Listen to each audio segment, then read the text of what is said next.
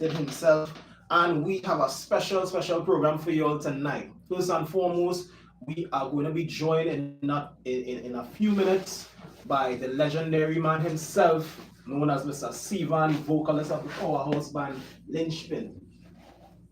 Alongside that, we will also be giving away that tattoo. So, Mr. Inkjected, yes, sir. are you ready? Yes, we are live. We are live. We are live. I get frightened. Bit of a mantra. You know the mantra already. Shit up. She have the life. She have the life. Right? So, guys, don't forget to touch base. Remember, Inkjected Evolution after that Facebook page, Inkjected Evolution after that YouTube page and Instagram page. Give a like, give a follow, give a subscribe. Yep. Right? And let me talk about this event will take place this weekend. The famous Titts and Tatts. The famous Titts and Tatts. Let me do a slight recap on that. Yeah, man. Why not? I mean, might as well. Might as well. Yes, sir. Titts and Tatts, hosted by the Trinidad band. Yes. That we know as Putty and the Saltfish. Bro, let me tell you something. For that event, right? It was like, I don't know what to expect. True. I didn't know what to expect. But that's very true. Right? To me personally, it was advertised as a rock show. But I get a taste of different.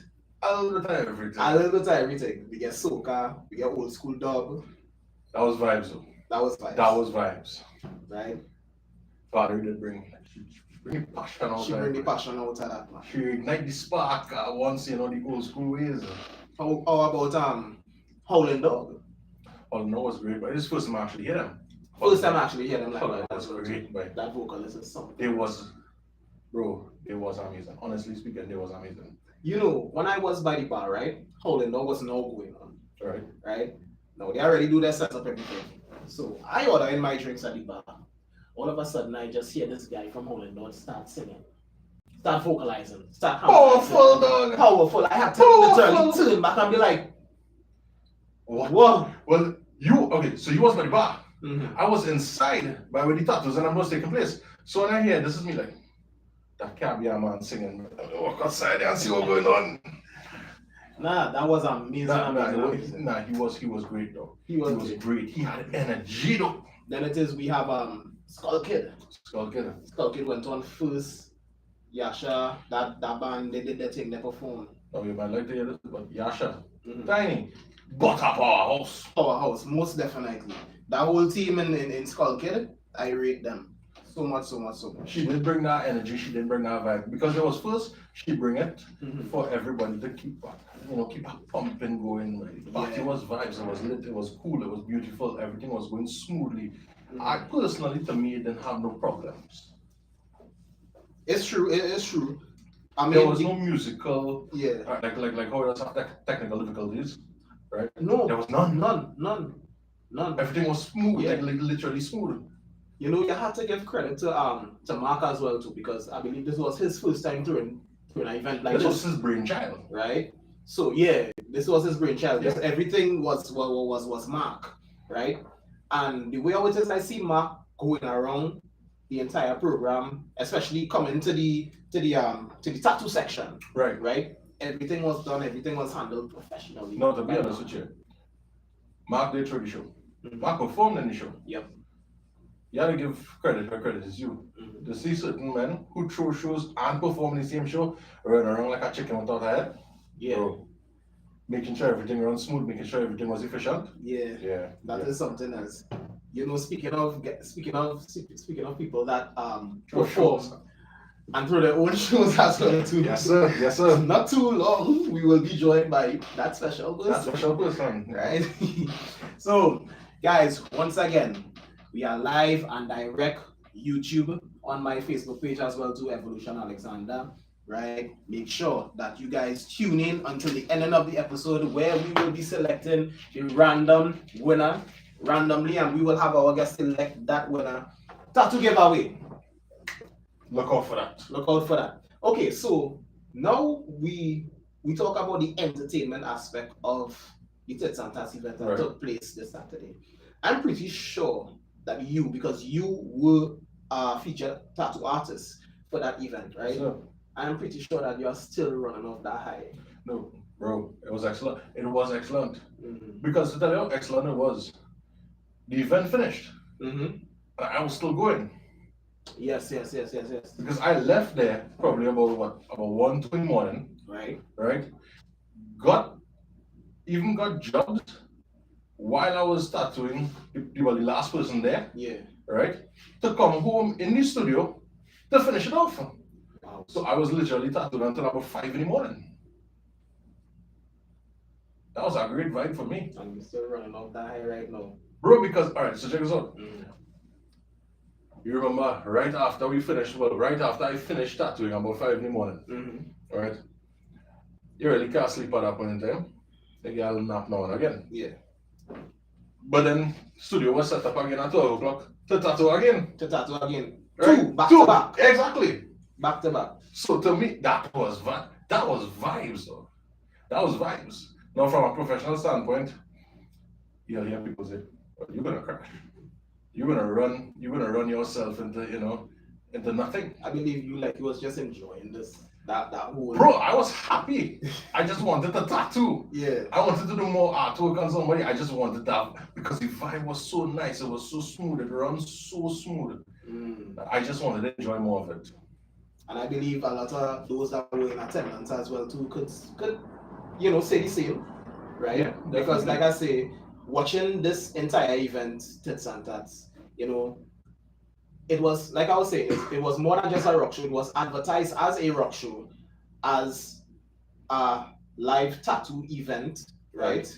And entertainment. But to me, it was more than just a rock show because, like I told you, we had rock, we had dub, we had dancehall, we had a little soca in the mix as well too. Yes. Right? And the vibe, the atmosphere was like a summer vibes. Because you had the pool sets and everything there. Guys coming out with the putty and the surface when they performing there on the Hawaiian t-shirts. Yes, sir. You understand? Until a man decided to rip off the Hawaiian t-shirt. Yeah. I wonder how come. Bro, it was so much vibes that the bride upstairs left her event and come downstairs. And was on stage. On stage. Yes, sir. For the song Fake Love. Of all songs. No, you know get married, dog. You know get married. You leave your husband upstairs. And you on stage, boy. To Fake Love. Is that the that is the vibe and that is the energy I put and the Soulfish, Here it is, like telling you all, bro. They have a gift. Putty and the Soulfish as a whole, they have a gift where it is, they're just making magic. Yeah. Now, I will always tell Putty and the Soulfish, and I always tell people about Putty and the Soulfish that the songs on them, it's funny, it's catchy because of the lyrics, the Trini slang in it. But I always pay attention to the details. I always pay attention to the production behind it. Right. And when it is, I tell you, these guys, they work extremely hard to put together songs, to put together music, to put together entire production, and for the first time to put together a show. Yeah. I do believe that this could be an annual thing. I mean, why not? Yeah. Why not? This could be an annual thing. I mean, the event was nice, the vibe was nice, the atmosphere was nice, the energy was right. It was beautiful. The energy in the place. Let me be real with you. The energy in the place, both inside of the tattoo section and the outside where the entertainment was. Both energies was actually bouncing off each other. Yeah. Because inside by the tattoo area, people were getting work done, people were liming, people were having a good time, they were singing, they were dancing, they was just vibing. Right? For some of us, we get to meet up some old faces. Yeah. Hell, we even get to meet new faces. Right? So it's a great experience to network and to communicate with people and whatnot, especially tying in both, the artistic side of things and the musical side of it. It was a whole art vibe, visual and performance. Definitely. Right. So let me discuss a little bit about the tattoo aspect because this is your field and you would have also been inside of the room with majority of the time doing work, right? And SG Empire, therefore Skin Graffiti and their team were also there. And a special shout out to Rebel Rings, Rebel who Rings. is a part of Inkjected A66 Yes. Studio. Tell me, how was the vibe, the atmosphere, even whilst it is you was doing work? Because for me personally, like hanging out with you and going out to these different events where it is you working, you know, it would always be that kind of tired vibes now. But I find the energy was a little different for you. It was different this time because you know it better than anybody else. You have been with me from day one. Right. So you will know there's a certain point in time where we just get exhausted. Yeah, boy. That didn't happen. That didn't happen. Right. Personally, before I jump into that, I would like to shout out both Sammy Joe Art Studio, Right. right, and Drew's Meaningful Gift. Drew's Meaningful Gift. Yeah, I think that's the name. Okay. Right. They were there. They came. They supported. Right. There was a vibe to Lima too. There's a vibe to get in. Well, I know both of them. Yeah, it So, was my first time right? meeting and communicating. Exactly. Yeah. But it was good to meet up with them, line with them, Mhm. just have a grand old time with them. But from the tattoo aspect, right, with what I was discussing with Devon and myself, what we could say about it is that because this was the first time we ever did an event together Yeah. at a music festival, Yeah. it was different. It wasn't what we expected, Mm-hmm. but it was not bad. If you understand what I'm saying. Right. We didn't expect like a mass influx of people and so actually we expected nobody to come. Nobody to come to get tattooed, not nobody to come to the event, nobody to get tattooed. Because we was there more for like the vibe, more for the experience, more to understand the do's and don'ts for future events. Right. Right? But because we were there, because we get work done and whatnot, it was still vibe. It was vibe to know that while he tattooing somebody, I tattooing somebody, that people passing up and down, the watching, the taking the team. Yeah. People flipping through some designs and stuff like that. You know, I'm sure that he got business because of it. I got business because of it, right? So it was a vibe for us. It was a vibe for it. Plus it was our next vibe to actually meet up with patrons who were basically on the up and coming of, you know, art, tattoos, people who want to get in the industry, talk to them a little bit, liaise with them, find out what they like, what they dislike, you know, see how we can, you know, uplift them and they can uplift us as well. So it was great. As I said, the energy was just flowing. Yeah, that was beautiful. That was Titts and Tatts. You know, if it is whoever wasn't there, you know, I just telling all you miss out.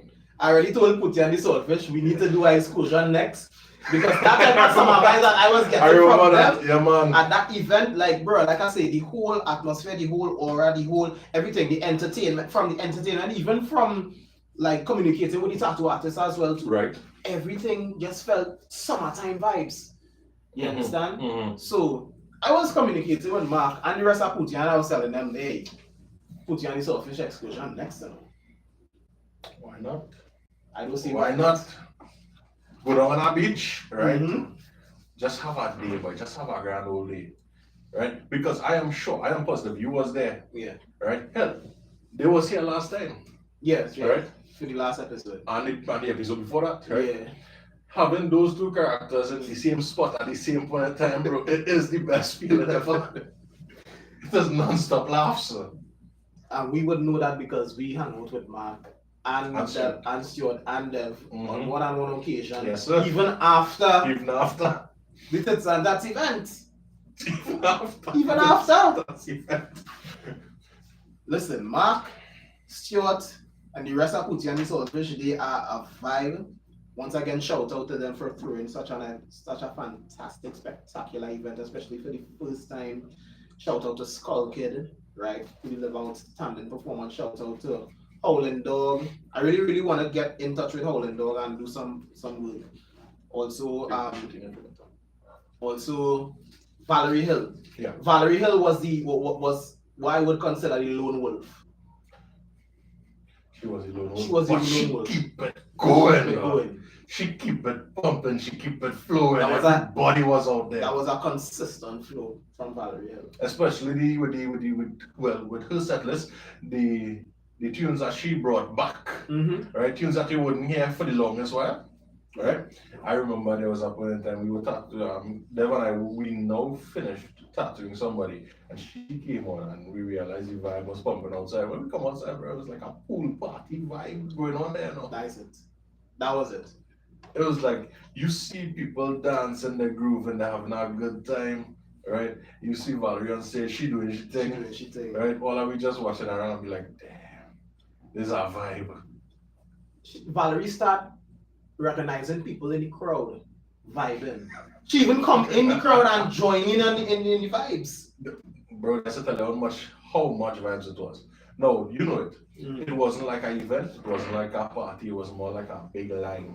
A big line. It was like a big line. A big line with entertainment. Entertainment. Like a big backyard line. Yeah, people you seen a long time, you come here vibe them. People that you know meeting, you come here vibe. Yeah. Everybody was cool, everybody was calm, everybody get along just right. That's the whole thing. Alright, so, you know, we just recapped Titts and Tatts event. So we just want to check out some of the comments, both on Facebook and on YouTube as well too. What is you have on YouTube so far? Alright, so we're joined by Allison, Rihanna, Jiggy, Lex. I don't know who's Dragonheart. Do you know who's Dragonheart? Yeah. I know Dragonheart. Okay. Dragonheart is from our brothers and sisters across Guyana. Okay, it's great, man. Yeah. Mr. Varan Munsami. Varan has joined. Riri, and well, Richard Worker. Right? Everybody said good night. Well, good night to you all. Varan, good morning to you because you said morning. I don't know why it is I seeing a morning from Varan here on Facebook Live as well too. So on the Facebook here we see Violet, good night my peeps. Right? Varan is watching good morning again. Right? So we also have Jenny Angeli, we have Mr. Trini Metal Headquarters, Mr. Rian Ali himself is on the live. Right? Violet says the bride didn't realize what she was getting into. She knew. She probably didn't. No, she probably didn't. She probably didn't until she actually makes it on stage. Who was the person that holds she hand and bring she on the stage? I want to know who's that person. Because that man put you on the stage and then walk away. Next thing you know, she requested to walk on the stage. She requested her presence to be known that, hey, I just get married, there's our event, like we have some fun. Yeah. Not knowing it was fake love at that point in time. That was... Like I say, of all songs and of all bands. Especially, you know what's the funny part, boy? Especially the moment in which she stepped on stage was the moment of the song when Mark started to say, I fell up at the heartbreak. Somebody ease up my soul. Of all, everything just happened. The stars just aligned at that point in time. You understand? I tell you, Titts and Tatts was amazing. It was an amazing event, and it was a safe event as well too. I will add. Yeah, it was a safe event. A safe event. Okay, so we have Tamara, Night Folksies. Good night to you, Tamara. We have Kyle from Skull Kid himself joining the live. We also have Avinash that has joined the live. Shout out to you guys. Glenn Dunn, how you doing? Hey, Glenn was there too. Shout out to Glenn. His company is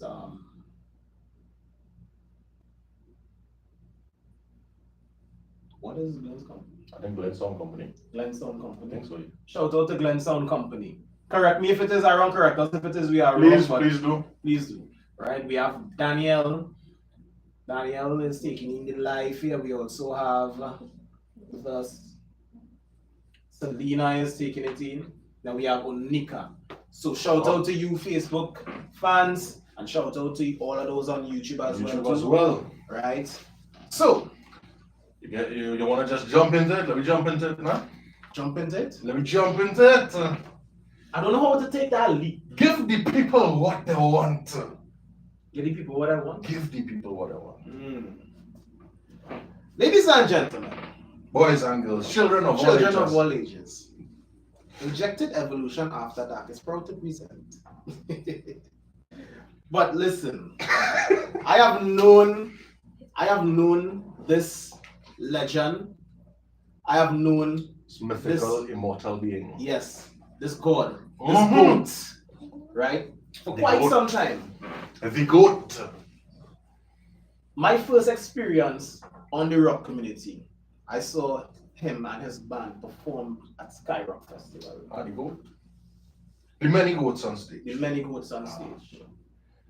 And let me just tell you, I would say this is everybody's reaction to who taking in this band for the first time. Right. What was that? What was that we just witnessed? What was that vibe that we get into? Because everything just transformed, everything transitioned from a normal rock event or a normal metal show into probably what? Armageddon. Into damnation. Into Mad Max. Mad Max. Warfare. Yeah, boy, you see it. Right? And this guy, he brings it. He brings it on stage. No, you were there for Skyrock. Right. Right. I remember the first time I saw this guy. Mm-hmm. Right. The first time I saw him, the first time I saw the band itself perform. Mm-hmm. Ironically, we opened a show for him. Mm. I was with Joel and them at that point in time in a band called Silence. Okay. Right. It was for the core. Right. So this was the first time, like my baptism by fire. Right. Best way to describe So I didn't know what I was going in for. I really don't know what I was going to be in for. But he was there. Right. So, he came, he spoke to us. Hey, cool vibes. Right. I didn't expect when that man Grace on stage, but it's like the whole thing just changed. Completely different person. Changed, right. Completely different. And not completely different person because of the attire that he have on stage. It's like two entities, but two different entities, but it's like the happy, calm person and then on stage, and it's like a dragon just breathing fire. Like I try to watch this guy on stage. I literally watching this guy so on stage. I just see him in this deep concentration, ready for the kill. You will watch Right? that man on stage, Yeah. because Skyrock Festival, big ass stage. So yeah, no. But I also witnessed it for the recent event that took place, which was Lynchpin's This Mortal Coil. Yes. Right? So it was the same vibe, it was the same energy. This time it was just bigger. This time versus then, bro. This time was different, boy. With the pyro, with the screen to the back, the whole place, the ambience, the aesthetic was just different. And even those amongst myself who were participants of the pit. Yes, sir. Because we go into a frenzy. No, well, you was part of the pit. I was on the outskirts, but just by understanding that we on the ground were mere mortals and these gods were on top there. Ladies and gentlemen, we are blessed. We are happy and we are honored to have with us in the studio here tonight to discuss This Mortal Coil, to discuss his upcoming or the band's upcoming performance in Guyana this weekend, this Saturday, right? And future projects. And he's also here to answer everyone's questions. Ladies and gentlemen, without further ado, Inkjected Evolution After Dark is proud to present the man, the myth, the legend, the GOAT, the God himself. Ladies and gentlemen, Mr. Sievan is in the building. Yes, sir. Happy to have you here, sir. Nice exaggerations. Exaggerations, you love the exaggerations. Exaggerations. Some very, very big exaggerations there. So, Mr. Sievan, tell me, This Mortal Coil, right? We just had a big extravaganza at the Center of Excellence, right? Yeah. Tell me something.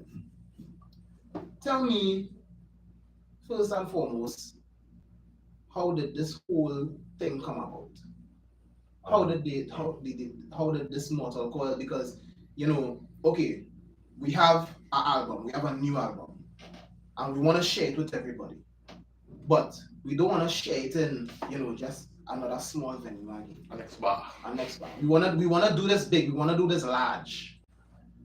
I think when we were recording the album, especially the amount of money and time that we invested into traveling and going across there and recording. As I said in a couple of interviews, that was the first time I think in my life, and all of our lives, we were just musicians. Like for 3 weeks straight, eating, getting up while we organizing breakfast, Gerald and them changing strings, talking and planning the day, and it's only music. That's all we talking about, like planning. And within that time, I remember saying that, I really want to do a big album. I really would like to work on that. But when we had reached the end of recording, those last couple of days, I remember Christian just played the raw first. Yeah. Like no mix. Just say, hey, come on here, one of these songs that we kind of just slap everything together, just press and play. You're right. And I remember when he was pressing it, I was next to Jiggy and Jared, and we were like, this not mixed. I was like, well, we can take this is real good. And from that point, I don't know, it's like we invest so much money into recording it. I can't go on, no stab at any bars or anything, but I think that you need to have something big and grand, and because to me it's a big and grand album, and a lot of time and effort went into it. So I wanted to put the same time and effort into the show itself, the concert itself. Understood. It should be able to shape something new, and carry people into a different direction, where local bands could put themselves. Yeah. So, well, we just wanna tell you congratulations on a successful event, This Mortal Coil. Also, congratulations on the third album, This Mortal Coil. Like when you say that, right? Like when you say congratulations to the album, I remember when I started on Lynchpin, I remember when we were talking, that was one of the first things I remember saying in our band meeting. I was like, after Necropolis, I don't have any album to my name. And I really wanted us to work on getting an album. And then after we did God Complex, I was like, and then we got a chance to work with Christian and mixing and mastering Millennial Holocaust, and now we get to record and do it. It's mind-boggling sometimes when we look back at our 15-year history. Yeah. And it's so many things happening in 15 years, It's luck and opportunity and perseverance, I think, kind of intertwined. Because, you can persevere, but if you're not willing to push out and take the opportunity, it's not going to be there, so. I understand. Okay, so we've mentioned This Mortal Coil album, right? What I'd like to do, touch base on the first two albums, called Complex and Millennial Holocaust, right? Now, I'm a huge fan of both. I'm a huge fan of all I should say, right? I would just like to get to know, how did Lynchpin come about with God Complex as a new band on the scene at that point in time to create such magic? People wouldn't remember. You go on YouTube and see it, because I think we put on the footage. But our first show, our first show. YouTube comment, sorry about that. What happened? Jared, who is that guy? Yeah. Actually, I after all that intro, but like when we performed that first show we did, we were practicing already. We had like about 3 songs. Right. I think we had Soul Burn from Miss Sugar, and then we did we had Softest Floor already, and we had one other song. And we all went down to a show in what was Destination and Gens. We just went to check it out. And while when we were going, organizing to go, we was like, I'm gonna just call the promoter and ask him if he would mind if I and my new band perform. Because they had a 4-band bill already. When I called him and I told him, well, I have a new band. He's like, you have a new band? Really? What? Because I was out of the scene for about 2 years or so. Yeah. And when all those things came about, you could see all of us were like congregating, and coming together. And people walking downstairs, they're seeing Jared, because Jared was in Vox Dios at that time. Oh. Jiggy was Abaddon. Yes, I know.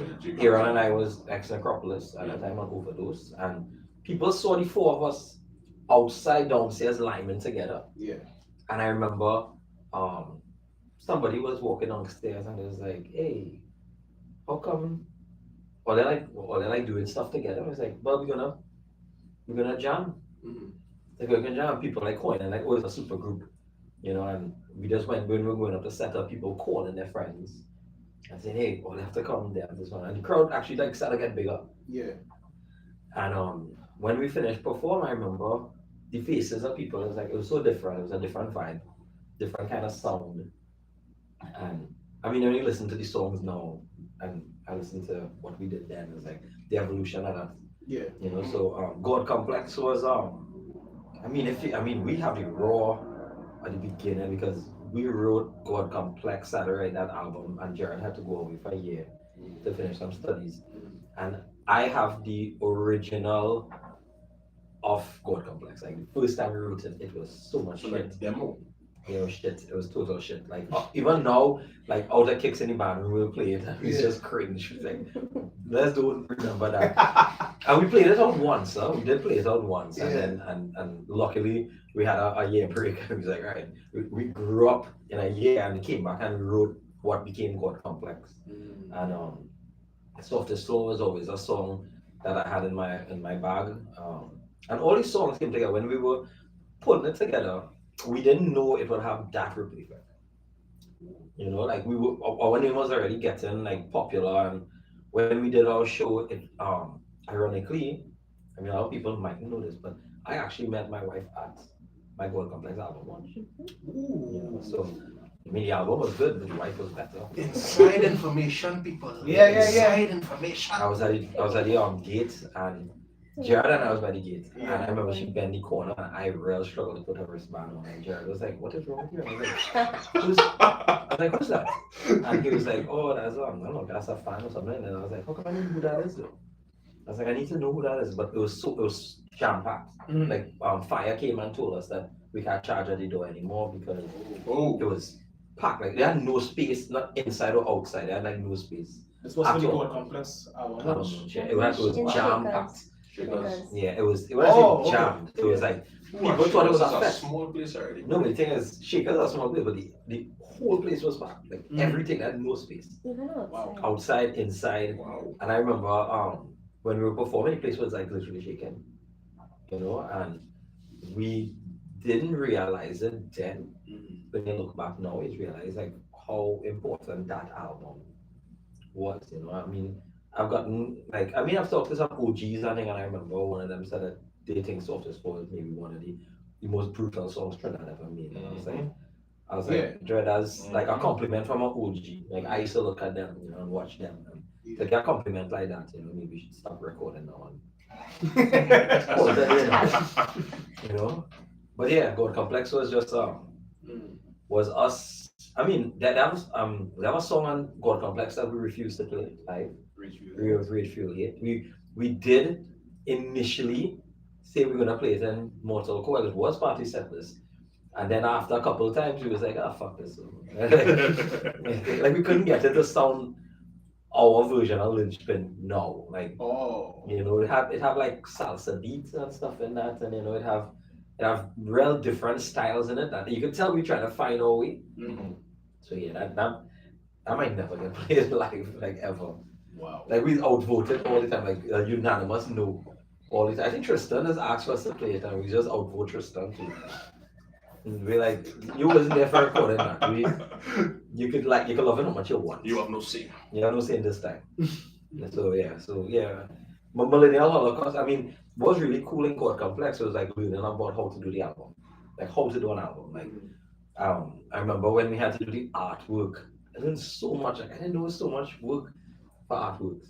You know, it was mind-boggling how much Kevin from Six, he was the artist, but he drew it first. Right.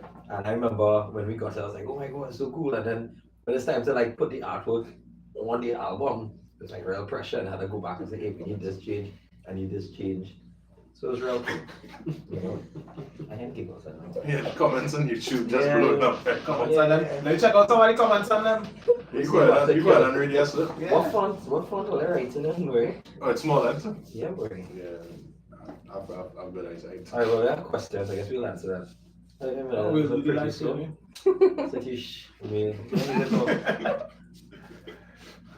Jared, I've mixing up with Jiggy still. I guess that will never change. Actually, let me tell you something. That I mean, jokes aside, right? You would see Jiggy and Jared, right? And then when you see them talking, the personality is so different. Mm-hmm. But you see, like all three of us real into football too, so it's be real cool to like be able to breathe in and out of a man. You know, it's not like we are band members, but we are real good friends, like all of us. You know, Right. we have our egos in check when we have to talk. You know, like if it is like I can't tell how much time that'll come with like an idea. Mm-hmm. Automatic. Jared will be like, I don't think that's a good idea. And I'll be like, why? But then that conversation is important because if you're doing something and you're not comfortable doing it, then why anybody doing it? Not true.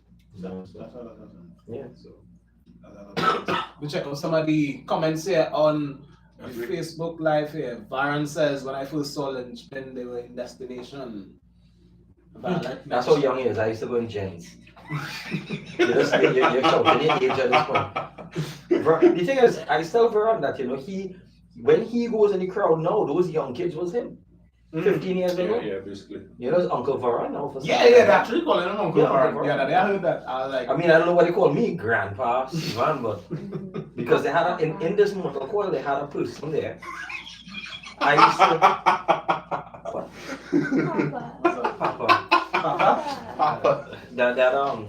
that guy there. He used to come to necropolis shows. Right. His father used to come to necropolis shows. Oh, damn. He came to necropolis shows and his son comes to necropolis shows. Oh, wow.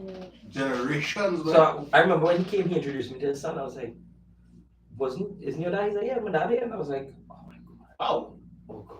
Family. That's quite something. That Papa thing though, she laughing about that. That Papa thing, right? I went to play football somewhere in the central, and there is youth man, and I kind of chuck at him, and he's like, Uncle, don't be so rough now. I won't tell you, I tripped, like mentally tripped. I started like launch kicks at him, and after I walking up, the guy limping off. I was like, don't ever call me. Yeah. Ole heads, eh?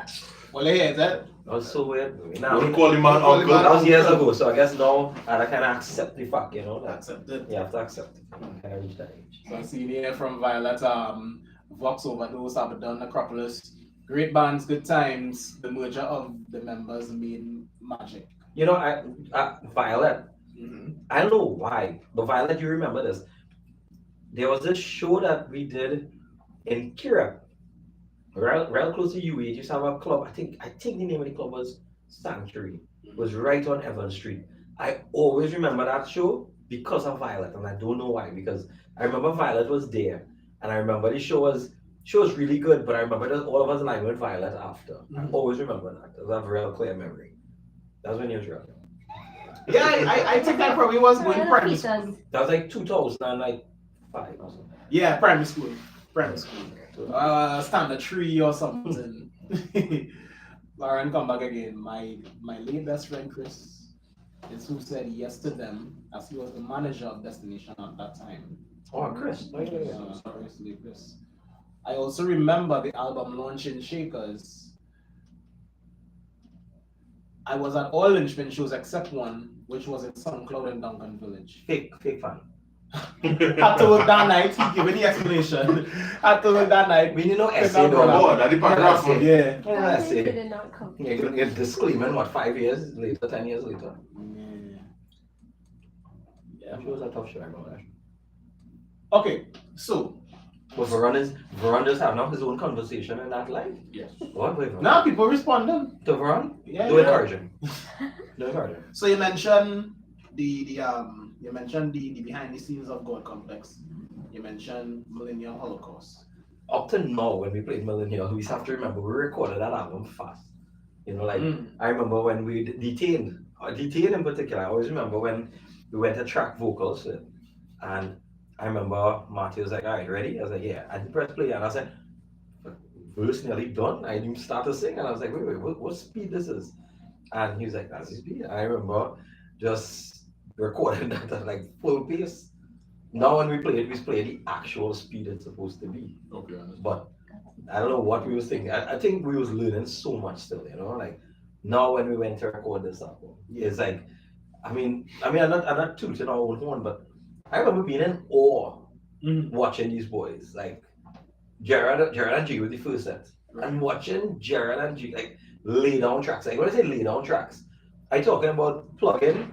He's like, all right, click, click, click, click, and just dropping tracks, and they would go, they'd have to layer it and all that stuff, and just being professionals, like watching them being professionals, hearing sit down to drum, dropping it, like being professionals. And it's amazing to see how far we came. When we take back to God Complex to now, it is amazing to know that we became like professional. Yeah. Not me really, but the rest of them for sure. The band as a whole. The band as a whole, and what was really cool when I was recording so people don't know this, so I guess I'll say it. It's Flatline. Right. They have a gang vocals. They have Bree, DJ. Do you know that's the whole band singing? That's Christian Donaldson. That's Christian Donaldson's son. That's his wife. Everybody was like in it. Like everybody was coming and dropping in because it's the last thing we decided to try. So we decided to gang vocal last, and his son, like, I have a video of his son doing it. I was like, kind of good. Do it again. And he's like, hey. Because that child is too cool. So Flatline and Omnipotent are two of my favorites. I really like from I guess Omnipotent for me because of the content. I always like to write that direction. Chloroform and Morphine because it's death. And there's the idea. I believe that is a hit. So I used to tell the boys, writing about gore and death and murders, like the easiest thing. I love doing that. Yes, like secondly, like I remember when we were writing this song, we put together this song, and I was like, I don't know, this song sounded like with that fixation. I was like, what is sounding like? Murder. Like when Jared started playing the riff originally was written, Jiggy kind of wrote the skeleton of that riff, the beginning of that riff. That was during COVID. And I just remember starring it and saying, I want to keep this, I want to remember this. And I remember we went in bathroom and a real player around with it. And I don't know, when Jared did the breakdown, I heard, I'll break it up. Like, that's what I heard in my head. Like literally he was just strumming it. And I was hearing it. And then when we hit that riff, I told him I was feeling like somebody hung this up. It was just feeling like somebody choking.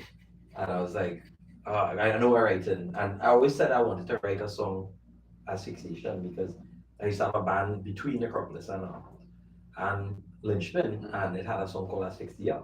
And I really wanted to write a song with that tune in it. So it just worked out. It was really good. Wow. Interesting. Yeah. It's very interesting. It just bored everybody. Like, sorry about that. Like take a second here. It was like again Cannibal Corpse vibes out of this. When Alex Webster, the bassist. So when Alex Webster's wife is a Trinidadian. Is that right? Yeah. So he came down here, and I was in football. I always remember I had a game, and I was one of the rare ones that had a phone at that time. Cell phones weren't popular then. Papa. Yeah. Papa. So I remember coming back, and I was just like, I had like 18 missed calls from my mom, which is a rare thing. My mom knows if I avoid one, don't call again. 18, and my brother was with me, and we used to have this really bad knack of walking back from uni. So we used to walk from uni to Tunapuna after football, just the vibes. And I remember he was like, "Why would she call us 18 times?" His mom. And I remember walking in. Yeah. This white guy in my living room. And I was like, "Why? Who's that?" So I just walked past the guy. I was like, "Just say hey, good night." And my mom went into bed in towel, and I was like, that guy is here to see you. I was like, "Who's that?" She's like, "Some Mr. Corpse, Webster Corpse." And I was like, "Alex Webster?" And I like peeked, and I was like, "Oh my God, why is Alex Webster in my house?" And I remember sitting down with him talking about Cannibal Corpse and the lyrics, and I was like, "Oh my, wow, we're so similar in terms of how we approach this style of writing." Because he didn't really look at it more like comic book kind of writing. You know, you look at it as like it's just fun to write. You know, it was really insightful. His favorite food is curry chicken and curry duck. And he like curry. He like curry. That's it. Yeah, That's like it. curry. I understand why he married that. Yeah, I got to eat chana aloo with Alex Webster. It's really different. How many people could see that? 3 people because it was at the table. Like, It was a watch real. Oh. It was real cool. Who was the chef on one of them?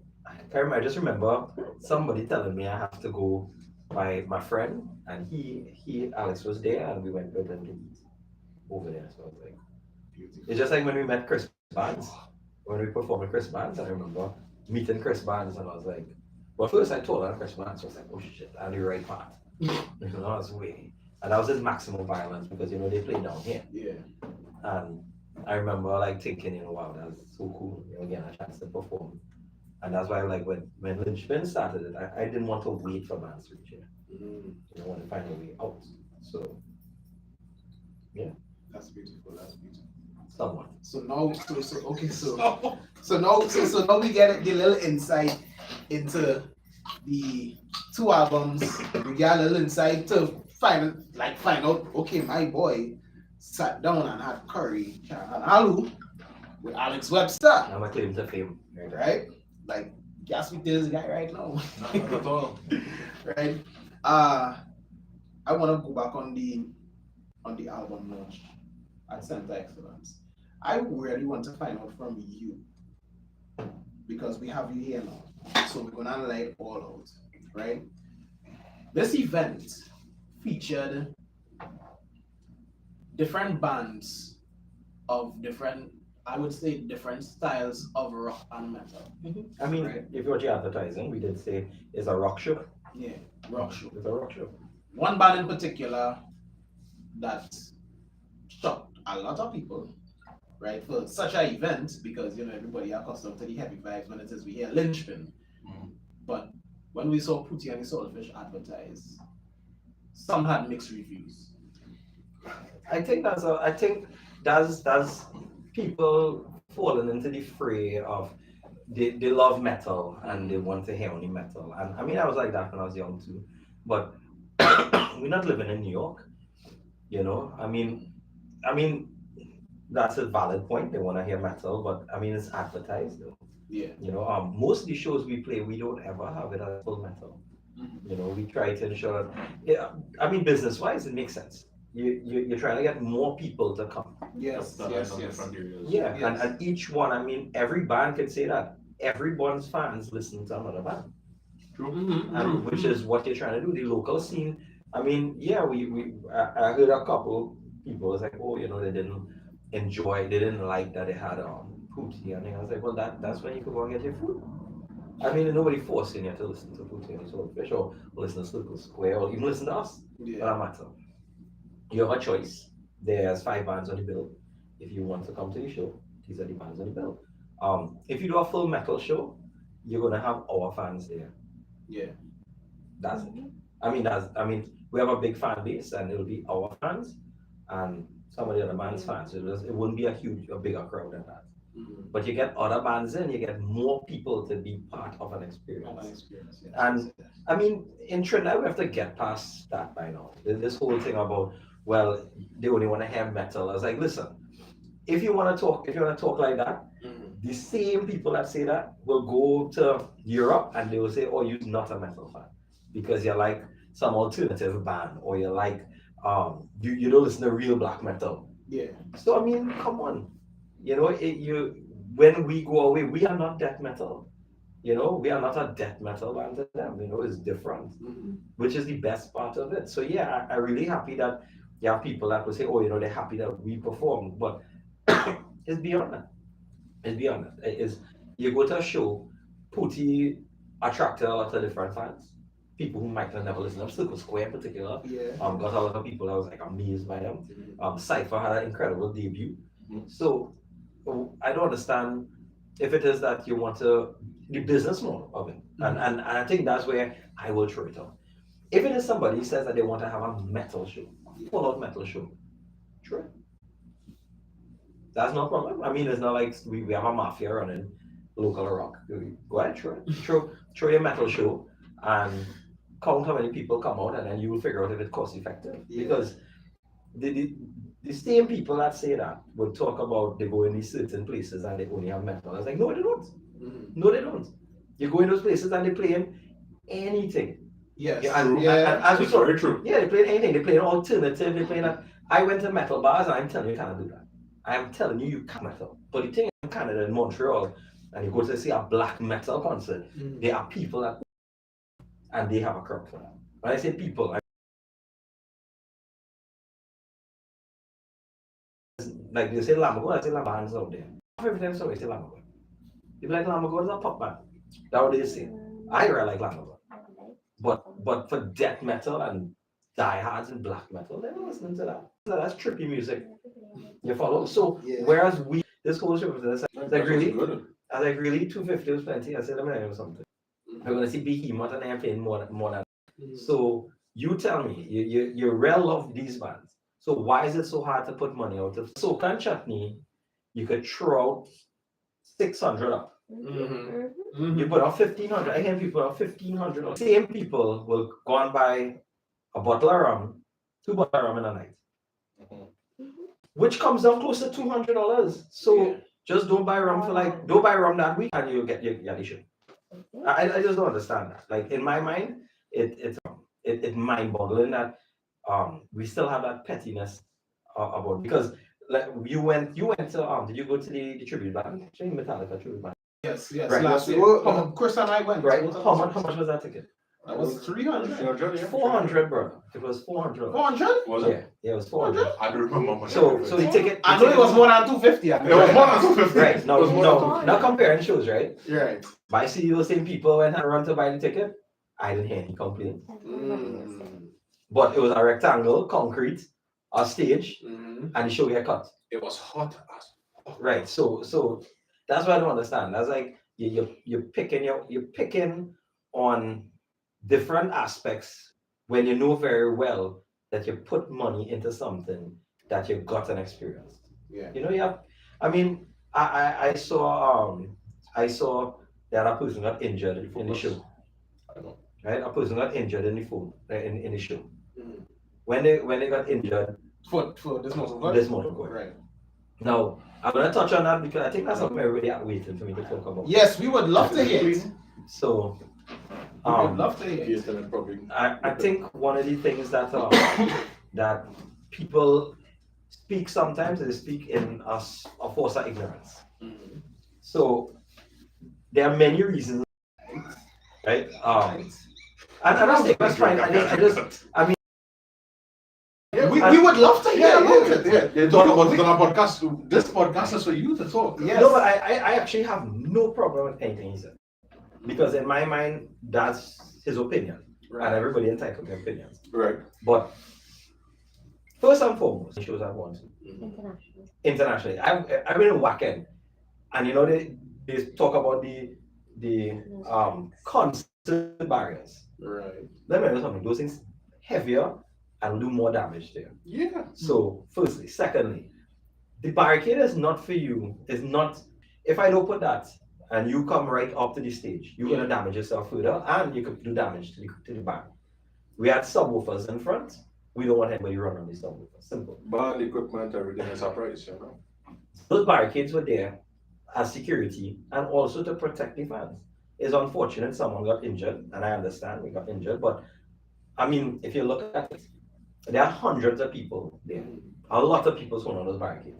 One person there injured. Police. And we had a lot of medi and fire services. Yep. So he didn't have to go far. They looked after everybody. Everybody was safe. Everybody was good. So I understand you have your gripes with what happened. It's unfortunate, but that doesn't change the fact that a barricade is a standard thing. Like if you go in, like okay, I just came back from New York. I went to see Death and them. I went to see Death and them there. How was the experience for you? That's a different. I'll talk about that this time.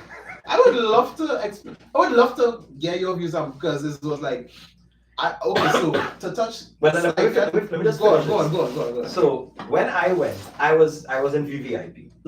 So I got to go past the barricades. Literally, the place had the same barricades. Yeah. This is Death. You didn't get injured from the barricade, right? Yeah, the barricade did not attack me. Okay. But all the fans was doing the same thing. They was banging, but you cannot hold on to the barricade and bang beyond the barricade. It's a simple thing. I mean, that whole show where people crowd surfing, and a guy was crowd surfing and he slipped, right? So he landed bad, and the medics took care of him. Mm-hmm. But he went back and he enjoyed the show. The idea is that you know what you're just like if you're in a mosh pit.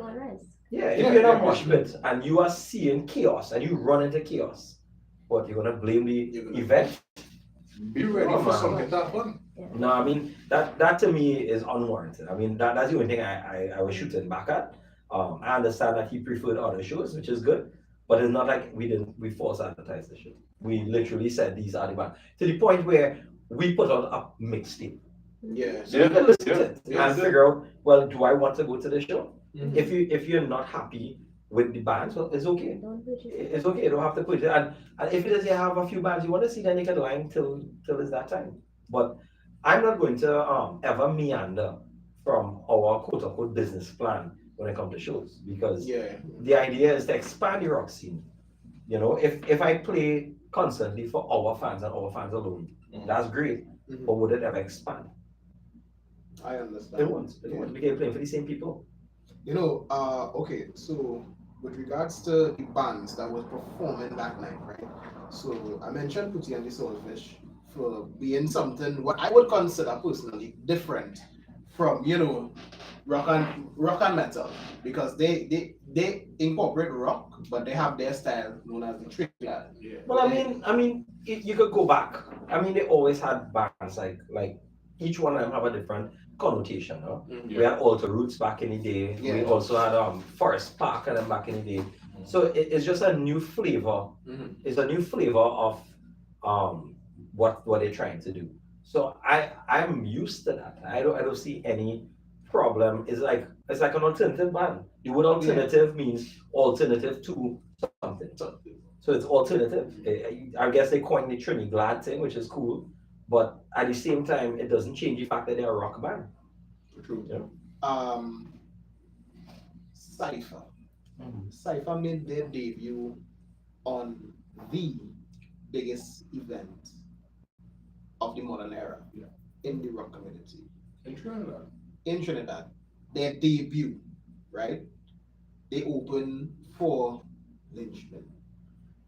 Tell me, how did that come about how did it come about for you guys to decide to throw a band, right, that has never performed before onto such a stage like that? When we spoke as a band, I remember telling them one of the dreams that I used to have when I was younger was being able to, as a young band, getting to play in a big stage, because that's something you get. So when we were starting to put together this show, one of the thoughts was, let's see if we could get a good band to debut here. Get a hungry band.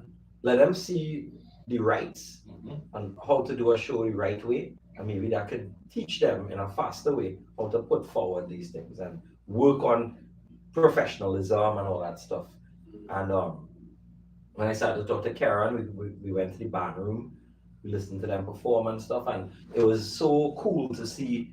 Like I was watching V as a guitarist, the drummer, and they're really young guys, and you could see that youth and enthusiasm that I had when I was starting and stuff too, and when nobody knew my name, nobody knew who I was, and it was so good to see it now. And one thing is that they sold some of the most tickets in the show. They pushed tickets, you know, and it was good to see that, because it means that they're hungry. And I told them, don't lose that hunger, because like we still, when we have shows, we don't ride the viralness, like, oh, real people sharing it. I tell people that viral thing is total rubbish, because viral is free. You have to do the work. So you have to go. I mean, the boys, they can tell you, we share tickets up and we on the ground. You know, people messaging us, we guiding them to outlets. So it's always gonna be like that, no matter what you do, because Trinidadians want to be closer to the band, want to be able to get the tickets from the persons they know. And that's okay. You know, we are trying to encourage people to buy things online. You know, we brought in Encash into our show too. So we want to move digital too and get more fans to move towards that. But no matter what you do, getting a band like Cypher allows people to see, like they get jumpstart. People see them like, wow, is what you do next. Now is your turn. What do you do next? That's amazing. That's really, really amazing. Guys, of the powerhouse band Lynchpin, right? We are looking to jump into the live kit, right? But before we jump into that, we would just like to put it out there once. I thought I was gonna cut our advert there, no? Oh, The way you're saying it. now, well, we still have the tattoo So giveaway. we have the cups running here and for there. Lynchpin cups, right? So guys, don't forget, we have the tattoo giveaway later tonight. Tonight we will reveal our winner, and our guest is going to present the winner, right? And let it all out in Before you go take Q&A, I just wanted to kind of touch on like what happened this weekend. Sure. So that's in Guyana now too. Ooh. So we get to carry our album launch across there. Part 2. Or part 2, right? So the whole crew coming across. We have 16 people. They'll be sporting tomorrow. Yes, So it's beautiful. I love it. I should have pulled it up so people can like want it and then realize they can't get it. I think I should show off a little bit, you know. It's up to you. Yeah, that's not a problem. It's somewhere trading bin already. Chris, hand me that bag over there. All they gonna say, I show it off. You are. All they gonna say that to our rolling with Lynchpin. Yeah, wait, before you do that, just let you know, I told Violet and Jenny and them they should have come. So don't message me and ask me how you get the kit. You can only get the kit if you're coming. So this is our traveling kits. What? I'm sorry for them. Every time we go on a tour, we always do new kits. Oh damn. Oh damn. This is beautiful. For those who ain't seeing it, right? I wanted to reveal the front first because when I see the back, I like, bruh, Sponsored by Imprint. you know what it's like to see this? Oh damn. Ooh. Oh damn. Oh damn. Oh yeah. That's beautiful. We headed over to Guyana, we're gonna cause it. We're gonna wreak havoc. Lynchpin Okay, so team is back up. going to wreak havoc over in Guyana. A nice like the rendition of the colors, national colors. National colors. Like I said earlier, No. don't say that to our ranking. Don't say that to our showing off, eh? Any gray represents alright. So tell me how it is how that adrenaline going for you right now, or for the band as a whole, because I mean this is 2 shows in 1 month. What we have to have prepared. So for us, it's feel like, alright.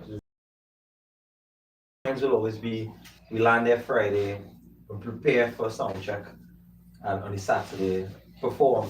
After we perform is when we can relax. Eat egg ball Like, wow, and see the seawater. and see the seawall ball by the seawall. Yeah. Sometimes.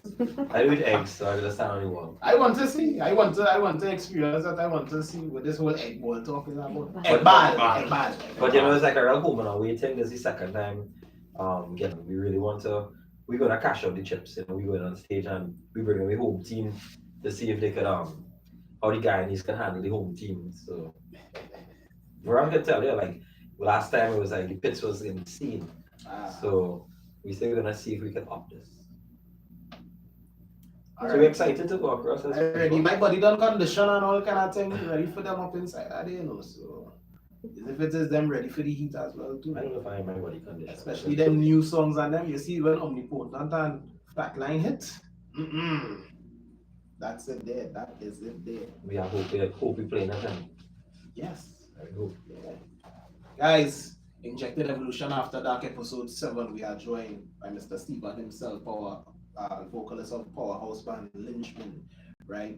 We also have our tattoo giveaway that we will present in the winner later tonight, Oh, that's star, right? right? Yeah, that's what it's done. Cool. And we're gonna have our guest shake it up, pick a fan, and select that winner. So if you're all ready, or if it is you all want to hear your name called, make sure that you all stick around coming down to the ending of the People episode. chatting away. Yes, sir. Yeah. Oh, Like check out some of the comments and them, see what is happening. See if it is, we have some questions up inside there that people would like. Hey, Imran, actually, as you're online, you could bring a teacup for me, please. I can bring in some tea. So drink some tea when I'm there. I can borrow a cup, please. Thanks. Are you a tea person rather than a coffee person? Yeah, ironically, I don't drink coffee. And I think I have too much energy as is. I mean, I sell coffee, but I don't drink coffee. I drink tea. Coffee was great though. I think every time we go on tour, I always end up like, me and Christian drinking tea in the night. Like, I was drinking tea every night. Wow. Like, that was like a thing. You know, I have black tea, just sit outside and just drink tea. The only funny thing is to say that is that Omari would know that every show that I have ever gone to in the past, 2 years, I've gone to the show with a coffee cup. Really? You see, and you came to our show and they was selling coffee. Well, I came to your show with a coffee cup, to be honest with you.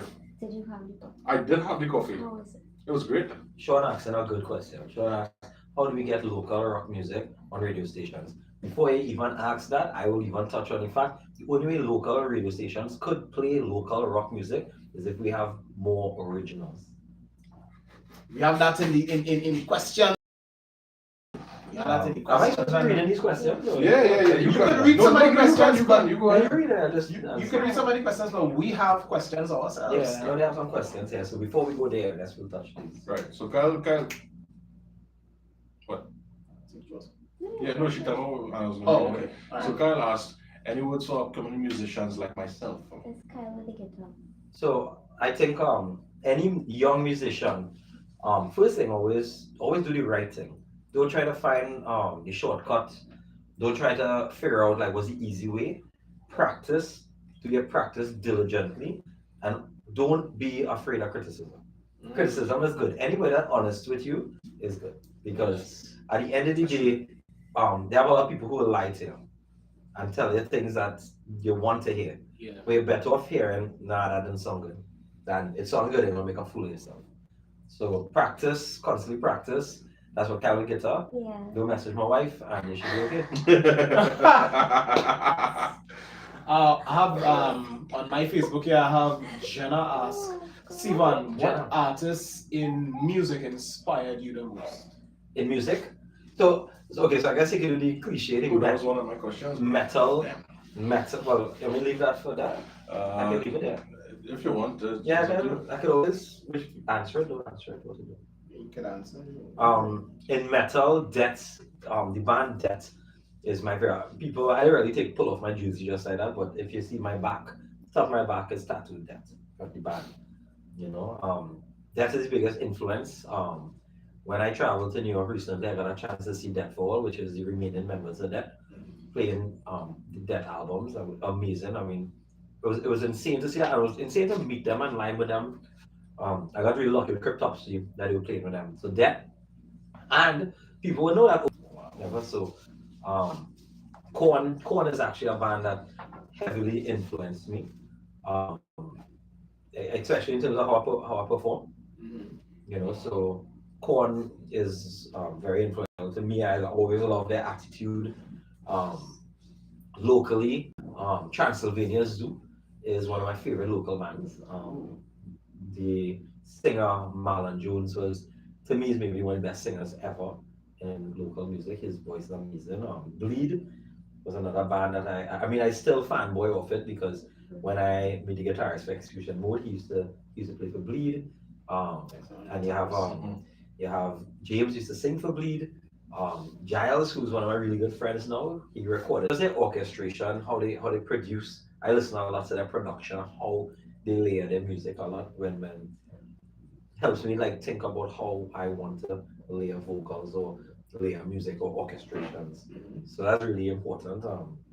I really got into this band Rotten Christ a lot now, so I really listen to a lot of that. But influences, Death, Cannibal Corpse, especially like the early albums, the Cannibal Corpse. I was a big Chris Vance fan at the beginning, so I was real into that. Yeah, Malevolent Creation, and to not limit yourself. I mean, God, if a young version of me heard that, it was spit. But don't limit yourself to a genre of rock or metal. I mean, I say that and I hate soca and chutney. Like, I'm a rocker. I love rock music. I love metal.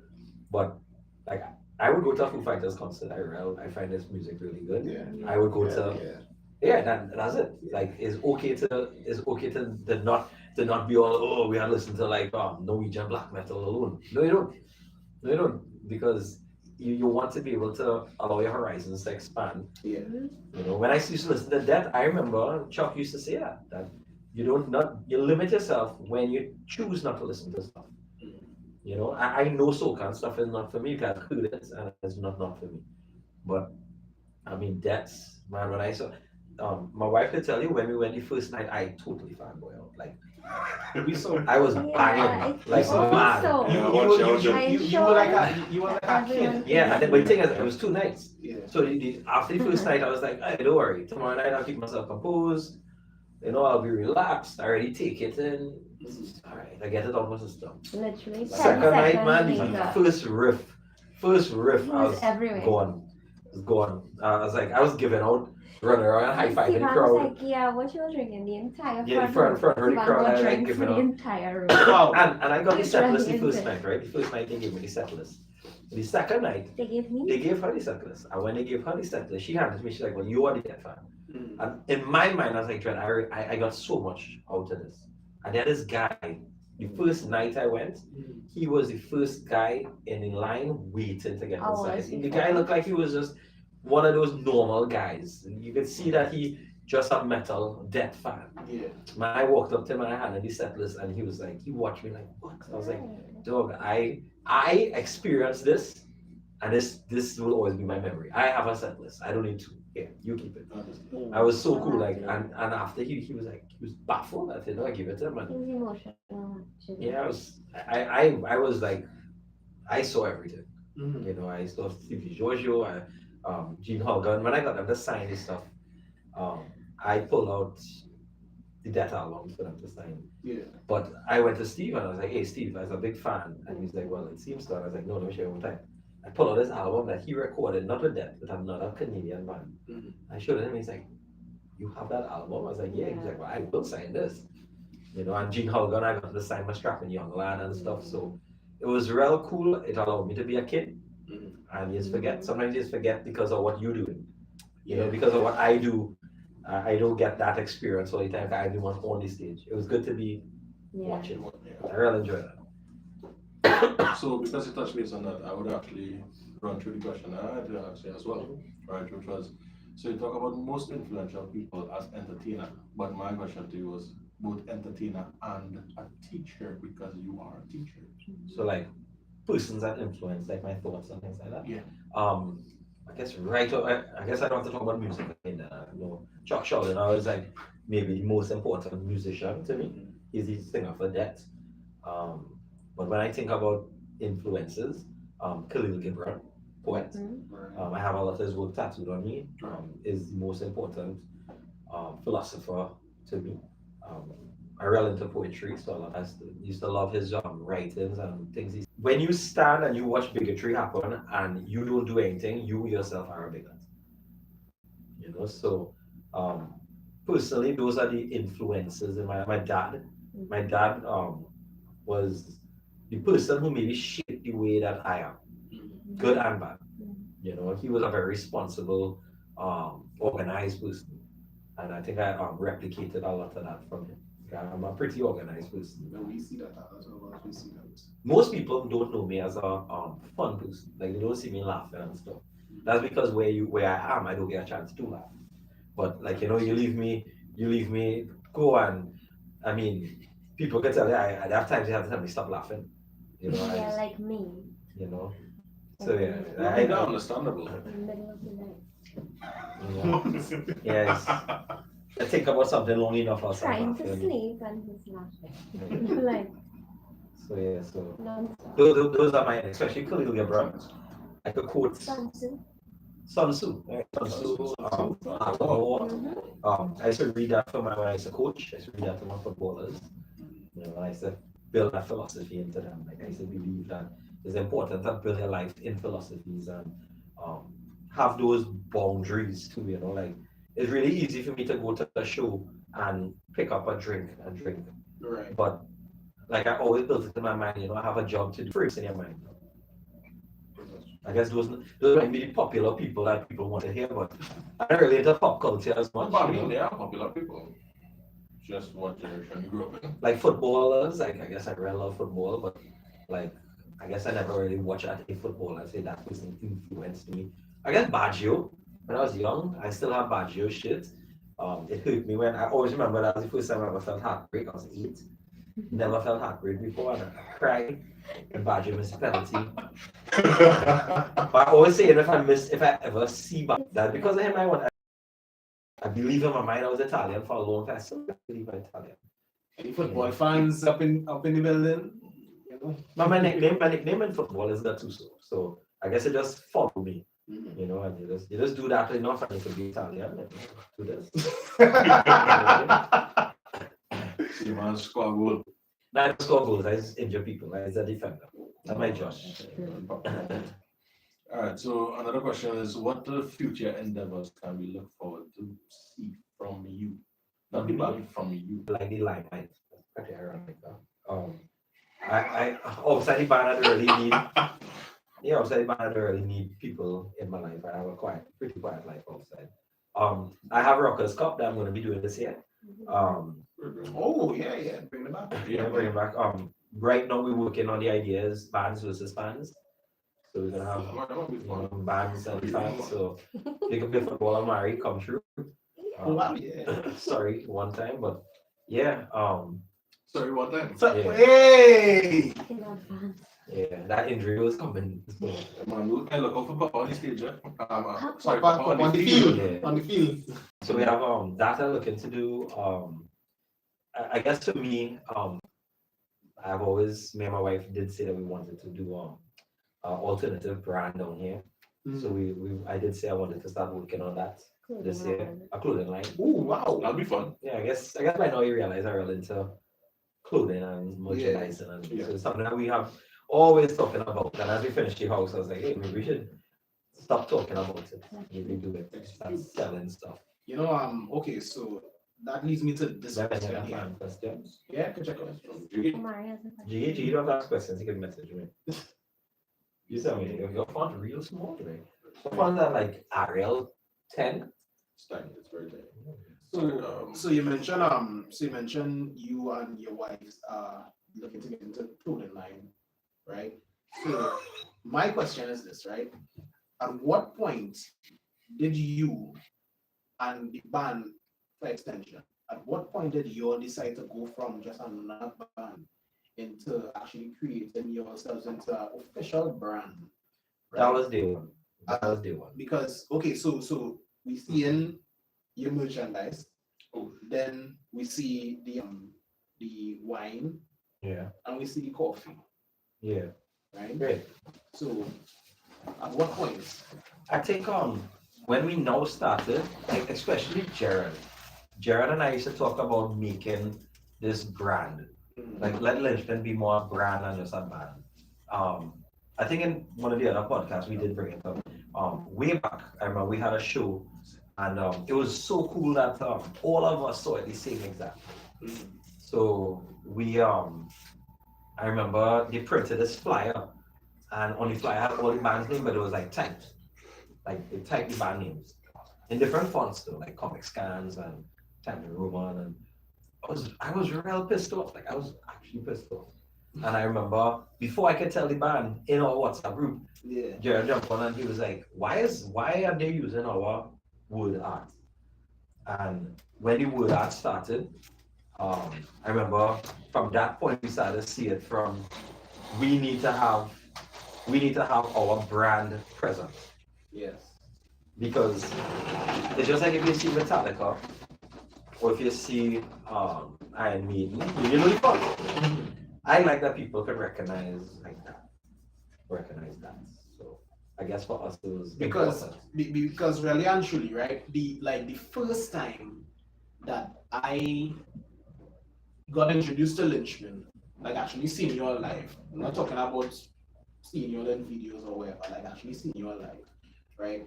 It was like, okay, this guy have on a Lynchpin hat, this guy have on a Lynchpin tee, but there's a next guy that have a Lynchpin tee with a song with the name of a song. With Meat Hook, one would have Softest Floor, one would have a quote from a song that you have created.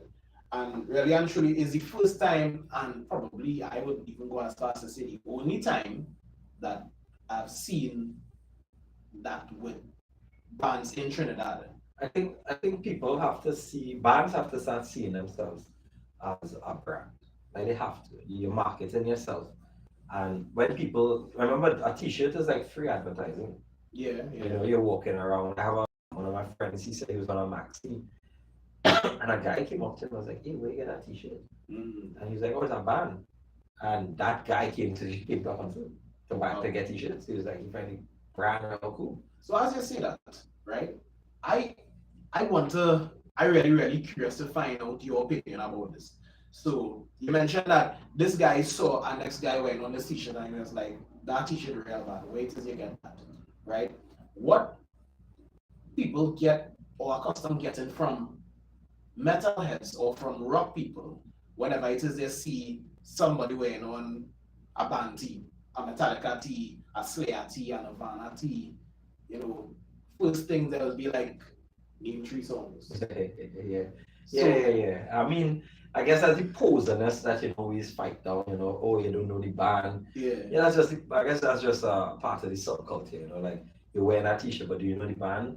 I guess it's that whole thing now, how you see places like Forever 21 and things like Metallica t-shirts, I think now, because they have the license with Nirvana t-shirts. People wearing it and they don't even know what the band is. So I would I really like flashback at that, you know. I see young fans wearing bands and I think that's really cool. You know, you're trying to reach that. And I think, you know, a part of our subculture is t-shirts. You know, like that's a big part of our subculture. You know, you have that, and as you said, you know, we move towards coffee and the wine and stuff now. Yeah. We have a lot of other stuff in the works, but it should exist beyond. For us, it should exist beyond just merchandise. You know, it should. Why can't it be coffee? Metal people rock people drink coffee. Yeah. So why we don't have coffee? And then wine is more. I don't drink beer, and I was like, why can't we have wine in our show? I was like, well, I think I can try to get a wine going, and it was so cool. Like at this Mortal Coil, I see people drinking wine. That was real cool. So I have a question from this was actually a question from someone on Instagram, a fan of yours as well too, Stacey Bunbury, right? So Stacey Bunbury has 2 questions. First question is, what was the inspiration behind the new album, This Mortal Coil? And the second question is, what techniques do you use to switch between vocal ranges to give effect? Of course, you're gonna not like the answers to this. When you came to This Mortal Coil, also when we was getting ready to play the screen that we had running, it had a like a timeline, a Lynchpin. Yeah. That's what This Mortal Coil was. Is that we recognize the fact that we are getting older, and it has that feel. This is our 3rd album, and it's 15 years in. Yeah. And within that, all the songs is about that mortality. You know, every song is about a different way of suffering, a different way of dying. You know, if you look through all the things, all these songs are about that. So for us, it was more personal, and Jiggy was the one that came up with the name. I had a name for it, which was not that good. And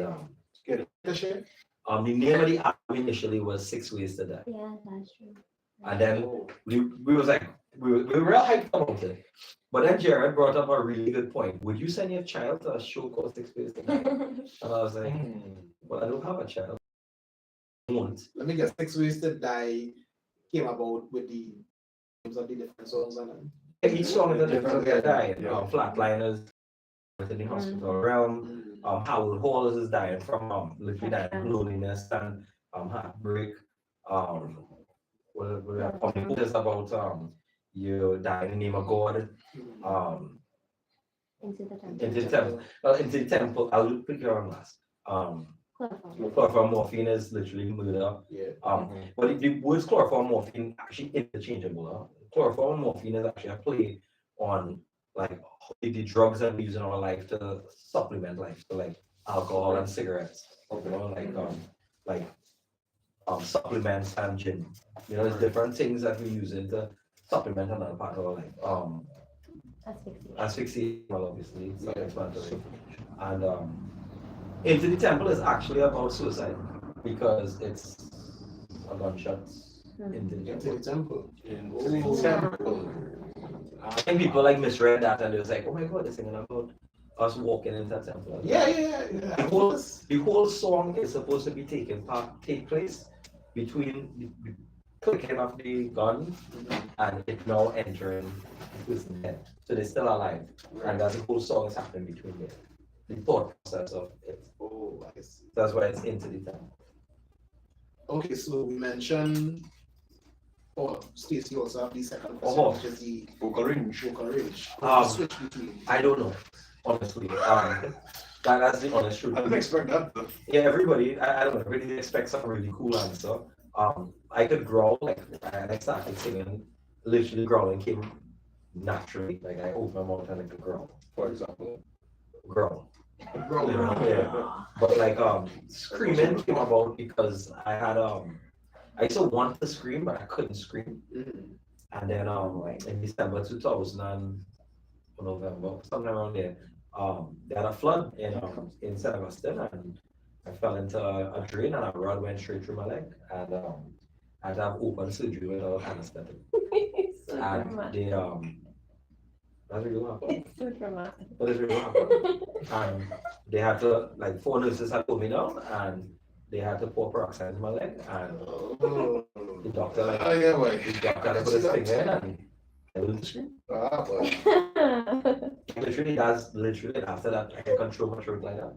So, Stacey, if this is your taking in this segment, I don't know. I mean, it would be cool if I could like come up with like a real cool way to practice all the time. Like, yes, practice, but I mean, I don't practice enough. Like, I walk around this growling a little bit, but I don't really practice it. I should. Getting older, maybe should. And I said during this period, I'm gonna start learning how to do warm ups and stuff because I don't warm up. You know, I just eat cookies and go on the stage. really? Yeah, I eat vanilla cookies. Literally, he requested that I buy vanilla cookies to take to Guyana. Yeah, I scared him when I So went. I bought that today. When I went to Montreal, I had like 2 packs of vanilla cookies when I was recording. we're talking about some kind of nice vanilla. No, you just do the vanilla. normal vanilla The cookies. blue and then pack. you buy- Just that, yeah, Just vanilla cookies. Just no sugar, just that vanilla. just like, It's like I sit on the back. All the boys have to take I one. think that this one is like it's more like a therapeutic thing for you. It's just tastes nice. It's like It's kind like of tradition. it's kind of gauge me towards home, Yeah. I see. which is terrible. But for any young people listening, don't do that. Like like this boy Randy from Phoebe Son, he has really cool vocal techniques. Like Amazing. in terms of like warm ups It's and stuff. actually warm-ups. Yeah, and I'm gonna have to learn how to warm up because I don't. So, I mean, your warming up process is more like, just, warming up your throat by consuming this dry ass with the cookies. Yeah. Anybody who have tasted this thing know that, you need something to wash that shit down with. water. Water, that's all I know. So sorry, Stacey, for couldn't give you a better answer to that, but that's literally it. A rod went through my legs, learn how to scream. Like flipping between it is be really I guess it's be easy. I mean, growl and hit a scream.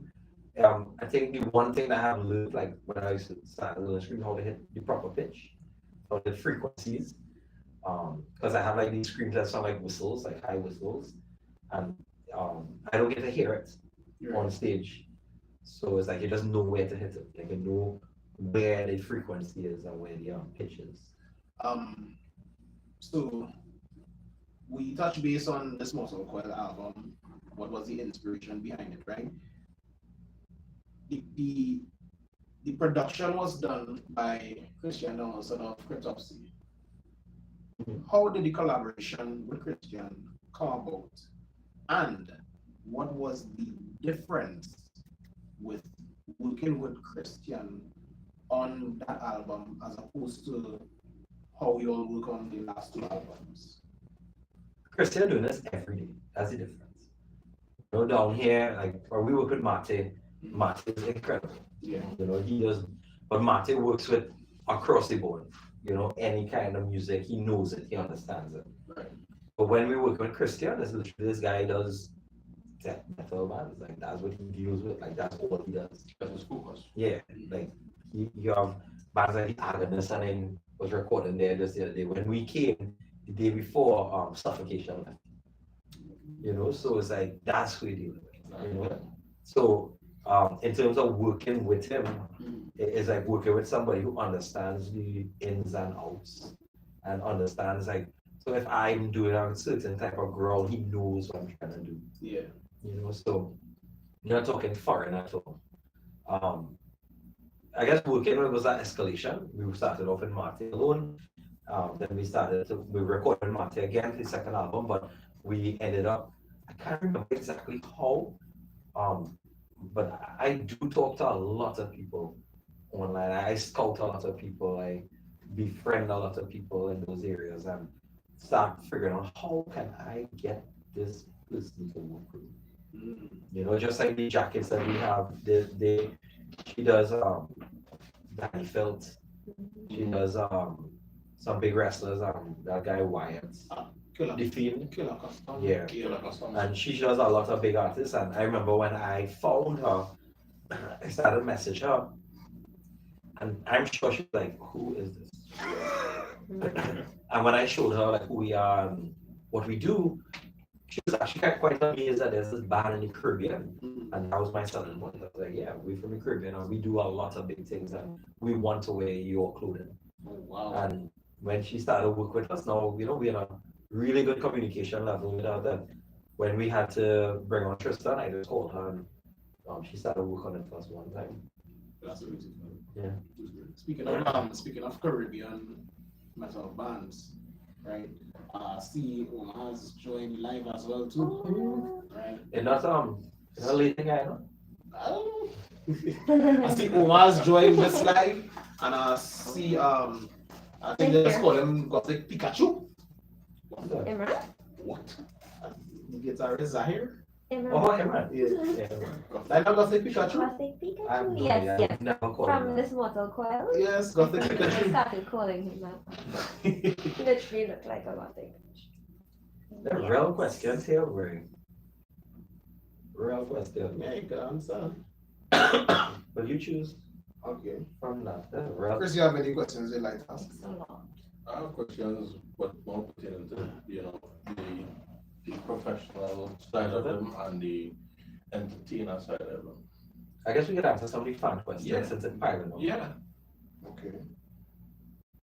So, what is your favorite live performance moment? That's coming from That. From where? From who? Jiggy. Oh, well, Jiggy should know. That was two. Actually, okay. Am I allowed to give three for something like that? Yeah, sure. Okay, so I'll give the first one will be when I performed with Necropolis for it means like me performing or me. Yeah, I think so. What was the question? Oh, is that- What's your favorite live performance moment? So when we played for 6 Feet Under and Hatebreed in Trinidad, it was really cool. That was the first time I ever got to do something like that.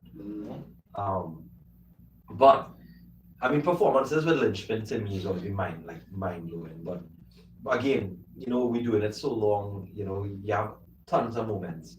But I would say that when we were in Montreal, I organized a surprise for the boys, and we never get to go to a concert together. Like we never got to do that. We went to local concerts, but we never get to go to international concerts together. And we were together, and it just so happened, Gojira, Mastodon, and what's the name of that band? Ilona Show. They were playing, and I got tickets for the boys. And I was like, we have to go. And it was real cool. It was like we got to be fans sitting down there, but the business side of us kind of started to come out. Like we're watching the show, but then while we're watching, a lot of things we saw there ended up in This Mortal Coil. I see. Because like why we there like Jake next to me, he's like, watch. I was like, yeah, you think the same thing? He's like, yeah. And like everybody kind of going through that, like seeing things. I mean, to be honest, I didn't like Lona Show. I didn't enjoy it. It's not really my cup of tea. They were boring. To me, they were boring. That's why I didn't remember the name. Yeah, I'm letting you know something. When Gojira went on that stage, it's like showing people the difference between like white bread and baked bread, right? It was like you literally see, like, okay, let me show you this done. Man, Gojira came out there. I saw that they're gonna be performing for the Olympics. Yeah. They will be opening. I don't know, We whatever they're should doing, find it'll a be way cool. to see that. Yeah, we'll see that again, for sure. Which Oh, band? last thing there for like Jimmy's thing, and then me getting to see that. Like that was like a final, like it was like a finale. It felt like because I always want to see that, and Chuck died while I was really young. So getting to see that was like finale. That's done. I can move on with other things. Oh, wow. Yeah, it was literally like a kid jumping up. No, I will never forget that. I know. I like That was the people. happiest I've ever seen. People don't understand. Like I have a huge CD collection. Yeah. But I'm not even joking. I think I have the biggest debt collection in this side of the earth. Like I have stuff that debt never released, and I have it. Yeah. You know, I have a box set that's worth quite a bit, and you can't find that anywhere. But I got my hands on it. So like, I used to collect that. I really love the music, everything. Like, I mean, I had debates with people. They, oh, I'm like this I was like, fuck off.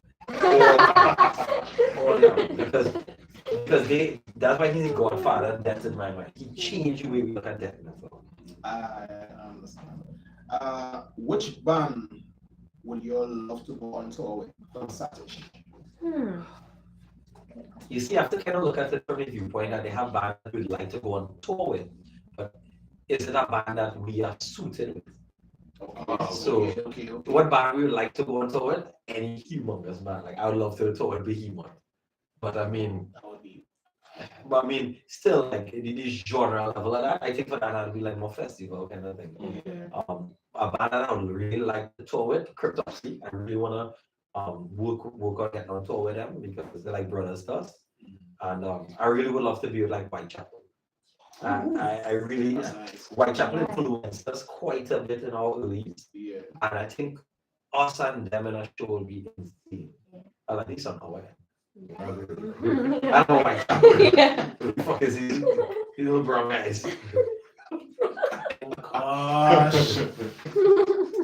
Which is exactly what I remember in Montreal. It was like, this guy, like so anytime we go to a show, no lie, I think all my boys know it. We go and all these guys look so metal, like they are like tree trunks. Like these guys are tall guys. Like these singer when we were in Montreal, we befriended this band because they played in a show with us. And they and what did they played for the Amorph show. No. Not that one. No. So the guy is so tall. The guy's like 6'4" or something like that, right? One tall lady, 6'4", and he's the shortest in his family. And the band is like these brutal looking guys. And then you have us, we always looking like so friendly, like we text, like we're gonna fix some stuff. And like one of the guys there was like, yeah, that's what it is. Like you go out, all these guys looking all metal up, and we like walking around like, hey guys, you guys good? And then we'll go and like destroy working. Yeah, then like I remember when we were going on the stage, I remember one of the in a show, one of the guys was watching us and he was like, what's that music? These guys are one of the guys like they're from Caribbean, like a definitely like that from Caribbean. Man, every time we hit that first chord and we started playing, they was like, what the fuck is this? Like, what the fuck is this? And when we were done, we were walking out, and the band that was supposed to play after, they had to wait to play because the crowd went outside to meet us, and all of us were outside. Ooh. So we ended up having to go inside so that everybody could come back inside. And it was so cool to meet these people because we don't sound like how we look. And we don't look like what we should be looking like. If you understand what I'm trying to say, you know, like we're not like walking around like cussing down, like yeah guys. We just look like put together. You know, like the girls who were by the merch booth. That was the band's wives, right? The two wives. And I was real talking to them and like explaining Trinidad and everything. By the time we were ready to go on stage, we had to pack up our merch because we had on stage. And they're like, no, go ahead. We'll sell for you. And it was like so nice now. They came to us after and was like, you guys are such nice guys. Like, you don't meet guys like in a rock band just be nice now. It's like, well, we can't be assholes. I mean, we're in your place. And it was really cool because it shows how important it is to be good people. Because one of the guys there was really kind to us and he allowed us to use one of his amps. So we were taking all the stuff. And that's not a thing outside, like outside drum kit go in. Band changing, drum kit changing. Everything changing, that stage changing, so getting to interact at that level was just different. Like it was real different. I see. Yeah, it was.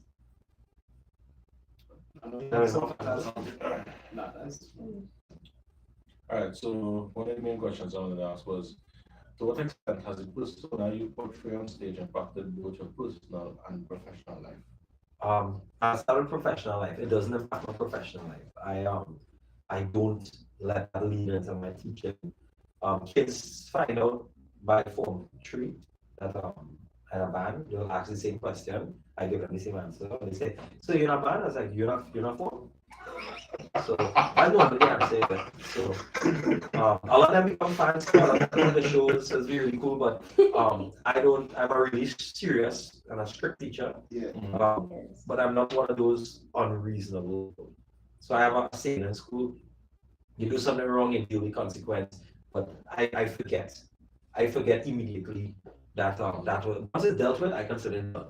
And I'm gonna treat you like a criminal. I don't work like that. Yeah. So that's who I am. My personal life, it does affect my personal life because of how people see me. Like a lot of people think that I'm like a full-on asshole. Especially like how I'm really serious about stuff. Especially when I go into like promoters meetings and when I have to speak, people think that stuff is really heavy-handed. But what people don't realize is that's to ensure that nobody can push over my band members. I have certain criteria I want for my band, and all bands should have their own criteria and have respect for themselves and band. And if people not fulfill their criteria, then why you agreeing with them? So yeah, outside I can't tell how much people I have met that will say, "Oh, I didn't know that you're not an asshole." I was like, but I never did say I'm not. I just you have to allow it to. You have to ensure that there's a cut point. I think like when you're talking to people, you have to know like which one of their personas they are speaking to. So in a show, when I meet fans, fans have this thing like even you all did that when I was coming this song. This whole goats and all that. Like, I'm like, relax. Like, I can't tell how much time like it's be so weird. Like I will walk up to fans and they start doing this bound thing. I'll be like, relax. And then they'll, pictures and stuff. You take pictures. But I remember one time I took a picture with these 2 girls, right? And the girl started crying midway in the picture. So we take a picture. I think this somebody crying. So I like looking at her. I was like, what is going on? And then I realized she's trying to say, everything okay? She's like, I have been waiting to get a picture of you so long. I was like, it's not hard. All you need to do is like tell my photographer and he will organize. I am clear. Clearly I am. Who is that girl? Who's that girl? But I mean, it's like, you have, I mean, you see it, like, I guess when I go shows, people say how busy I will be running all over the place. Yeah. But I mean, there's different hats you have to wear when you're going on stage. You're leading a band. When you're running a show, you're running a show. I mean, Omari could tell you at the end of the show, I come and hand you a box of pies, and I was like, share this out. And he was talking to me, and I was like, I have no time to talk. Just share the pies, bye, because I have shit to do. So I have one more question with show business and everything, right? Lynchpin has performed countless times in Trinidad and across the world on many occasions. You also host your own shows. From the outside, meaning from the audience or the viewers or the fans' perspective, it seems fun and a dream come true. But only you would know the real preparation behind it. So could you share some behind the scenes details about such? It is a dream. We always say it's a expensive hobby that we have because we are, you see that rock star too. Yeah. I think you said it the other day, or rockstar. I was like, listen, rock stars don't plan shows, and rock stars are not organized. So I am not a rock star. Like I'm constantly planning something. I feel so. In the behind the scenes, it's like we always have an idea. Like way back. I remember when we started to like have like a level of payment that we want to work with. We realized people can't pay us. So I was like, well, I guess we should just throw in shows and we'll be paid how we want to get paid. It's just the idea, that we had. It was like, I'm not begging people to pay us. I will just throw my shows. And if somebody wants us to come, they know what we can bring. We deserve that. But planning a show, depending on the scale, it's a lot, bro. It's like you have your marketing team, which AKA Jared and Jiggy.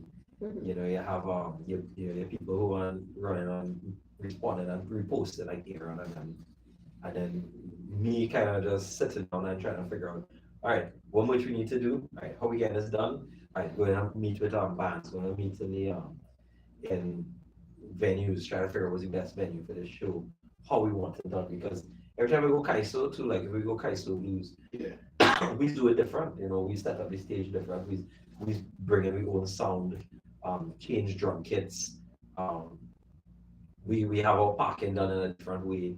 We just like to be organized. Like we really like that. And they have a lot of things that we could improve, but everything is incremental.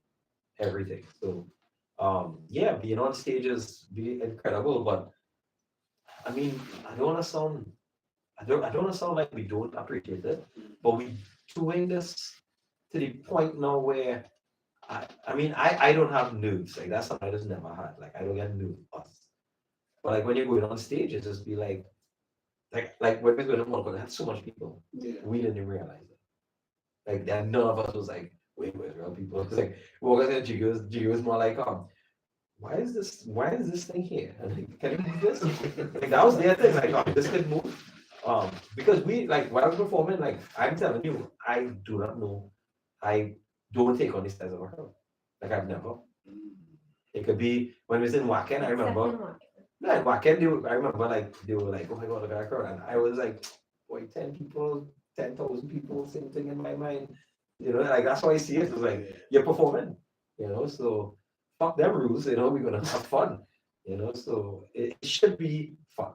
It's like kind of not fun and not making sense, like there's some real points during the show where I would sit and watch Aaron because that I know there's a part that we're going to like literally run out of energy at the end of this song. So I just want to like, yeah, let's go. And like just go at it. And sometimes we'll be like finishing a song and then we realize we have two more songs. And you'll hear like I'll be like, oh, we have another song, and then you hear one of the boys like, great. Because is your energy is so much energy I give out. Like those lights hot. So it's really hot. So pretty much. and I'd be like I'd be drenched to the point where I have the tensions and take off, boy, it's just reach a point where you're performing and you have a set list. And I mean, how much times have you heard people say one more song and I'll be like, buy the album? Yeah. I really don't have one more song right now. And I don't like to do one more song unprepared. I think fans deserve to hear the songs and the best. I understand. I understand. Should be. I understand that. Got any more questions? One more. So what advice after speak about everyone's standpoint? Professional. That's the word that I think people should know more about. Be professional means people are paying for a product. And I mean, I guess it's controversial, but I see it like this. If people want to hear your music, they have Spotify. But the second they pay money to see you perform, the see you part is the product. Right. So you are selling a product. You cannot go on stage and half-hearted. Be professional means be on time. Do the right things. Learn about stuff. I remember a long time ago, we were doing sound check. And we used to do sound check raw. And when we flew out somewhere I saw a band do something. And I was realizing they're not playing full songs, they're just doing piece and piece and piece. So I went and asked. Like, I don't know why people have their egos up and they can't ask questions. Yeah. And if people know me, I ask a lot of questions. And I went up to the guy and asked him, I said, like, explain how. He's like, you have to know your frequencies. You have to know your tones. You have to know what you're sounding like. You want to know your heavy tones or your light tones. When you're going to have backing vocals. All those things you need to ensure that you do. So it's not supposed to be a band practice. It's not supposed to be a dry run. It's supposed to be like when we go on stage, we're doing this part of the song, like maybe 30 seconds of this song, because I want to do backing vocals. So I can hear Jiggy's backing vocals, Jared backing vocals. Then I'll say, okay, let's do this part because it's a real heavy chugging and double kick. Okay, let's do this part because this is Jared playing more leads and we have backing guitars with rhythm. I want to hear that. But what you're doing is segmenting so you can hear the different point that you happy with what you're hearing. On our sound checks. But like when we sound checking, I walk off the stage a lot, and they are listening to how we sound outside. But before you can listen to outside, you have to listen to your stage. Right. You know, it's like we use in-ears now. So we spend a lot of time ensuring that we could hear. Because that's what you have to hear each other. And if we can hear, right, now we need to hear what the outside is going to hear. Because it's two different sounds you're hearing. Huh? What we hear in our ears is nowhere close to what you are hearing outside. Like nothing. Like nothing. Like I mean, not to like give away stuff, but like a lot of times when we are playing, we're actually hearing a click starting, and it'll say omnipotent starts in 4, 3, 2, 1. So that's why we don't have to do. Oh, that's nice. Oh. Because it keeps everything flowing. I got So while I'm talking, Aaron will just say, all right, let me start this song. I'll just hear omnipotent again. So that means wrap up what I say. I'll be like omnipotent, 4, 3, 2, 1, start. You know, so that is another level of professionalism because you're trying to evolve your sound too. You're trying to give a better performance. Because I'm sure you're going to shows and you're seeing the guitarist or the vocalist coming close to the amps or coming close to the thing because they're not hearing. Yeah. You won't hear. You are literally on a loud stage. Yeah. So all the sounds and tones and frequencies fighting. So it's impossible. You're currently hoping that you're on the right thing. You know, like guitarist playing, you're like, what? I'm not hearing the basses. I'm not hearing this. And we were fed up with that. So we made our investment and we built our in-ear system. And that to me is where professional is. When you could critique yourself and realize that you could do more. To us, the fans mean a lot. Look, we're going on this trip. Yeah. We can go on the trip, you go where that hoodie and go. But that to us is not professional. You know what? We need to have something. We need to encourage fans to want to come with us.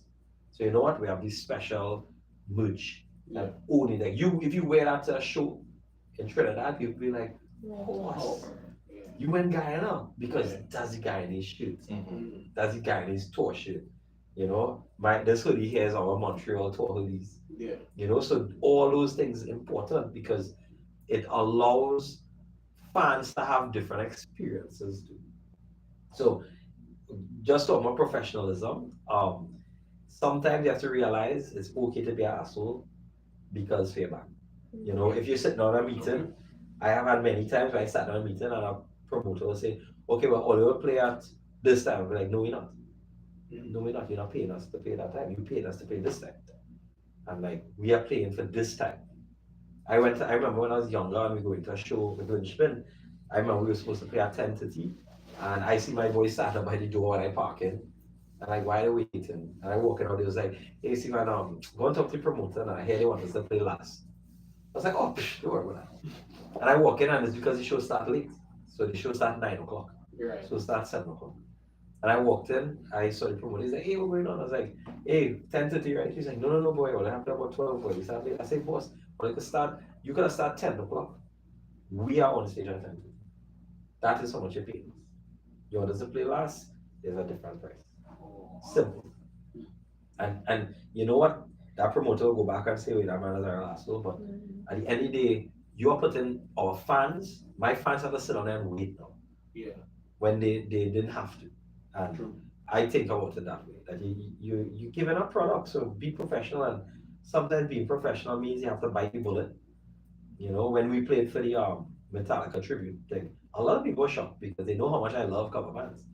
And but when we were approached, I remember the promoter came and he asked us, and at first I said no, and then after again he asked, and after again he asked, and then I gave him our price, and then we found a way to mutually agree. And I remember the big talk online was that, oh, he would never say that on stage, blah blah blah. And I remember I met the guys, real nice guys, from the tribute band. I told them, I said, listen, my beef is original music. That's what I am. And I made a decision that, you know what, I'm gonna start, instead of crying down cover bands, I'm gonna always pick up original bands. I've realized in my last shows, I've been saying, you know, give it up for original rock music, because it have to have a way, it have to have a way for us to realize. I think cover bands have a place and a time, restaurants and all those things, but I don't see how we can evolve as a society.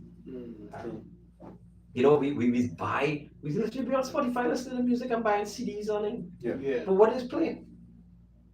Right? That whole zombie thing that was on and Cora was zombie. My point is simple, like why? Like they don't have other songs they can cover. And on top of that, I mean I went off on that, but I mean I since the 90s I hear this. I think I speak for everybody when it is I say zombies is like your kryptonite. No, it's real pissed me off, but it's not even my favorite Cranberry song. You know, and somebody said, but you don't like the song. I was like, you know what I like? I really like how Cranberry sing it. I really like how they sang it. Yeah. I don't need a rendition of it.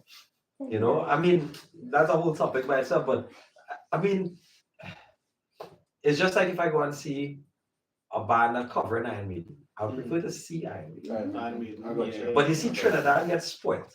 Trinidad got spoiled because we take renditions of stuff and we live with that. Like we have tribute bands coming on and we treat them, which just piss me off, is we treat them as though they're the gods. No, they're not. No, they're not. They did not write anything and they are making money off somebody else. So, you know what? I would pay money to see Metallica. I would pay money to see Iron Maiden. I am not paying a cent to see a tribute band. Sorry. That's just me. I'm not talking on behalf of my band. I see I rile up some people there, but people jumping up. Couple bands. One person, Rajinder, he said, love local original rock music shows the creativity we in the Caribbean have. And Narendra saying the right thing. Like when, I mean, just I was trying to like make sense of this, right? In Trinidad, we are a local band. But Friday, we are international band. Yes. So why is this so hard to like get past the fact that the reason why people will pay money to see bands is because you're doing something original. You are producing something that is yours. And I'm telling you, when we were younger, we played like Machine Head, Davidian, like we played that live and I have no problems. And I remember at some show I was at, somebody could say, hey, you know, that's a cover. I was like, I don't have a problem with a cover or a few covers. I have a problem with people playing covers alone. Like I just not into it. I mean, it might be your thing, but it's not my thing. And just to go back to what Sean was asking there, how to get music on radio? Because we don't have enough people producing their own music. Correct. You know, and they say, oh, well, you know, we have 94.1 playing soca. You know, soca is put out in a year in Trinidad. True. Yeah. They have enough content to put it. We cannot put it because we don't have enough content. So yeah, if you want to fight for radio, yeah, but I mean, we need people to put out music. It's different. I mean, just the idea like Psychic Envy put out a song, which is great. Yeah. But people crying it down and like, oh, I was like, we should just be happy that bands put it out music. You know, so it's so much that we could do locally. And as I said, it comes back to professionalism. You know, it's okay to have a stance. It's okay to stand by your guns. You know, I stand by it. I stand wholeheartedly by it. I have a lot of friends in cover bands. Johnny is one of my really good friends. Tammy is one of my really good friends. And they are friends and they know my stance or where I stand. But that's not going to change how I view my stance. I'm not going to change that because I just want to be an idiot about it. When you came to the show, when you came to that show, people were singing local songs. Local song. That is, I said it as like the best as a death metal singer. When people singing my lyrics and our songs, I say, oh boy, we do not double thing here, boy, because one is local and it's death metal. How you know the lyrics, I don't know, but I really love it. And then Taputi and the Soulfish, they have karaoke all kind of thing. Yeah, boy. Lyrics and stuff. You understand? No, but that is what you should want. You shouldn't want. Why must local bands consider themselves less than the world? Right? Look, you don't talk about Gojira. Gojira is a band from France, Yeah. a small town in France. They are local to them. You know what they did? They did more than what the people in that area were looking to do. So they went out there, and what you know about them? Their songs, their albums. You know, it's more than that. Opening for Olympics. Yeah. But that to me is that the other part there is professionalism and what? Professional standpoint as well as an entertainer. As an entertainer, you need to know what it is you're trying to deliver. You know, if it is, I remember at a show. I mean, I had my own talk with the boys, and I remember at a show the person was like, well, you know, they don't want any violence, or they don't want any motion, they don't want to be cursing on stage. And I was like, so why are we playing this show then? Everything I just said is literally what we do. And the person said, well, they hold any money until we finish playing. And I was like, well, I guess we're gonna be not getting paid. And we create real havoc in that place. And before the last song, I told the crowd, as the promoter said, he's not paying us if we do these things. So I want the promoter to bring the money on stage. And I put him in that spot. I know the type of band we are. I don't think anybody paying to see me on stage. They're not me, it's the singer for the band they want to see. So that's why when I take in pictures with fans, I take off my glasses, because not me or the singer.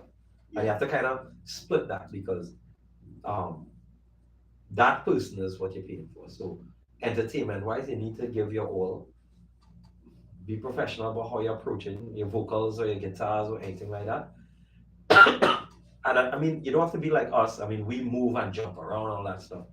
Not all bands are that. But you have to be on the same equilibrium when you're band. You know, I think what stand out really bad is when the whole band doing one thing and one guy doing something else. You know? So I think entertainment is about how you want to approach it. You know, you don't have to wear uniforms on stage.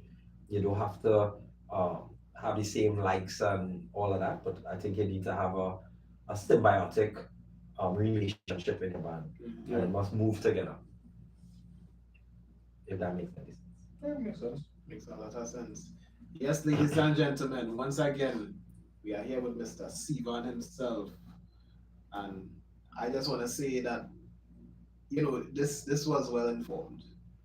We learned a lot. Questions, we learned a lot, you know, from his professional standpoint in terms of entertainment, personal wise and professional wise as well too. And we really do look forward to seeing more and hearing more of you and seeing more from you, and hopefully a lot of our viewers could have taken something with them. Yeah, definitely. Right? Let's hope for the best. Let's hope for the best. I think now it's about that time. That time. That time. The time. The time. Somebody gonna get a free tattoo. Nice tattoo. Nice tattoo. Nice tattoo. nice tattoo. The mini animal up. Yeah, like the animal. Yeah. The tattoo. Yeah, they're gonna tattoo of a tattoo. Oh my, trying to figure out what animal. Yeah. Oh, hey boy. Yeah. An armadillo.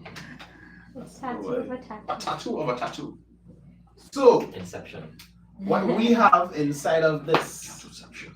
right, are the names of those that have entered the tattoo giveaway competition. Right?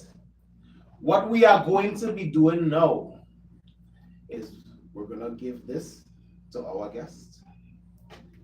Feel the body, that's not. Yes, he's gonna shake it up That's and he's gonna open it and he is going to reveal the The winner. lucky winner. Who And look, is oh, the you can winner? pay and I'll put your name. What is for one? I mean, it's a business Just idea. one. Just one.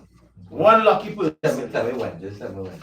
Yeah, just Just tell me when. I'll just... look, people coming in. Hey. People coming in. Nah, they be macaram boy. Them men coming in after everything done. People that well the thing about it, they take it in. They coming When in. Mari says yes, ladies and gentlemen, he When sounds Umar- like one of the Yeah. guys on Mustana Bahar. But let's pick a fan right now, you know.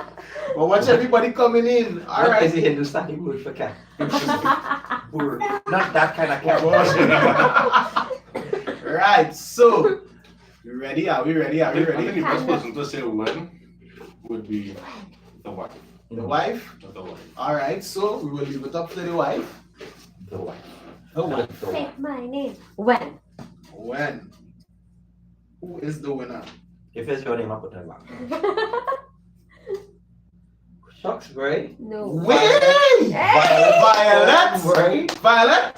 Violet! What the hell? That sounded. That's Hey, love, boy. boy. That's love. Wow, Violet. Violet, that's how they That's have a really- connection, girl. I tell you. Hey! So that's a second one?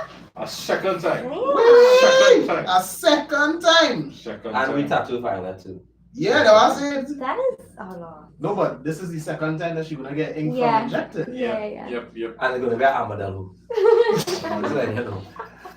Violet, congratulations to you. You are our tattoo giveaway winner. Yeah, she does my magic working day. King. Yeah. King. You're welcome, Violet. Mm. You're very immortal. Well- that was not this. Okay, so Are you willing to sponsor next session? Sponsor like me. What? Oh, I sponsor us. I a poor teacher. okay, so alright, so Yes, I would. so check this out, right? So check this out, right? We have reached 100 subscribers on YouTube, right? So in order for us to have that tattoo giveaway in the first place, we needed to reach 100 subscribers. Yes, sir. Right now, I believe we are at 112 subscribers, which means to say that we want to do something special again. So now we're gonna select a second person, A second person. right? But Violet, just know that you have your tattoo inside Yeah. and ready to come at Inkjected 868 Studios to get that tattoo. But now we're gonna select. That's gonna be a long drive from Grandy, bro. A long drive from Grandy. Now we're gonna select a second person. If it's Jenny, So- well, something wrong. If it's Jenny, Bruh, If something it's Jenny, wrong, if it's Jenny, I turn it back in. Something And I'll let Jenny get nothing. And I'll let Jenny So- get nothing. Sievan, Jenny can't get none of that because you know what she can say our body heart. This is rigged. yeah. Oh, Yeah, yeah. yeah. Right, so it's closed again. If it is though, that would be really ironic. That would be real ironic. And what? Go pick a fella. Go pick a fella. Find his sexism. Sexism. Sexism. All right, let me see. Right. So Wifey, say when. 3, 2, 1, man. Shannon Howe. Shannon Hawaii. Okay. Oh, Jenny. Jenny. Jenny is the second runner-up. Yeah. Second runner up, but not the winner. Unfortunately, Shannon Hawaii. If that's how it is, let's pronounce your name. Congratulations to you. You have won a tattoo Of an armadillo. Armadillo. sponsored by Inkjected 868 Studios. Okay. So Violet and Shannon, congratulations to you And your armadillo tattoo. and your tattoos. Marcha the artist just jumping up and saying, hey, let's He's like, go. what the F? But A. Main window. So But A? You're funny. what side of the bed you want in Guyana? Or you just randomly read it. That's Yeah, Jared. that's Jared. Jared on the side. Jared is the ground boy. Funny story, right? So when we were I was messaging Omar, right? And we were and this is literally like Oh. I was next to Adele and I was like I'd ask her about like bedroom situation. And I always remember she sent me a voice note and she was like, well, you know, they have enough mattress. And I was like, what's that? What? And I realized it was mattress to say. Oh. I was real confused. Like I didn't know. Yeah, we didn't know for what. What's your favorite non-Lynchpin live moment? non-Lynchpin live moments. That what you meant that? No, that's Jared. Non-Lynchpin. I would say the best non-Lynchpin live moment was actually so weird. One of the best ones I ever had was going with my wife to see Incubus. Because when she went to see Incubus, that was one of her favorite bands. And that meant a lot to me. When we went to see Korn and In This Moment was really cool because she really liked In This Moment. In This Moment. So that was really good. What was funny is that she went to the bathroom and In This Moment the start. So I run into the bathroom, run into my man, and I was like, babe, with my accent she recognized. Like, yeah. I was like, they're gonna start what? Start up right outside. That was really cool. Sorry, that's reading random stuff here. Okay, I think that's about it. Yeah, you see. Marching on stuff. Bye, let's see. Marabella, here we come again. Marabella, here we come again. Them love Marabella. Hey, you know, at the end of the day, you always have a place to stay. Where you stayed last time? What Jenny say? Jenny said we making a cook that day. Nah, Yeah, Jenny, man. Jenny is only Violet allowed to come for We're the cooking tattoo. tattoo. Hey, we cook tattoo. We'll cook tattoo. Tattoo. Cook tattoo? One Wild meat? tattoo of a tattoo. Mm-hmm. Representing tattoo. Yes, ladies and gentlemen, this was Inkjected Evolution After Dark, episode 7, joined by Mr. Sievan himself. Yes. We wish to thank each and every one of you all that has been on YouTube, that has joined the live on Facebook. We thank each and every one of you all for subscribing to the YouTube page, for also following the Inkjected Evolution After Dark Facebook and Instagram page as well too. Yes. Right? Mr. Sievan, any last words and Closing remarks. closing remarks? Support local original music. Always go out there and go to live shows. I think going to live music is one of the therapies that the world needs.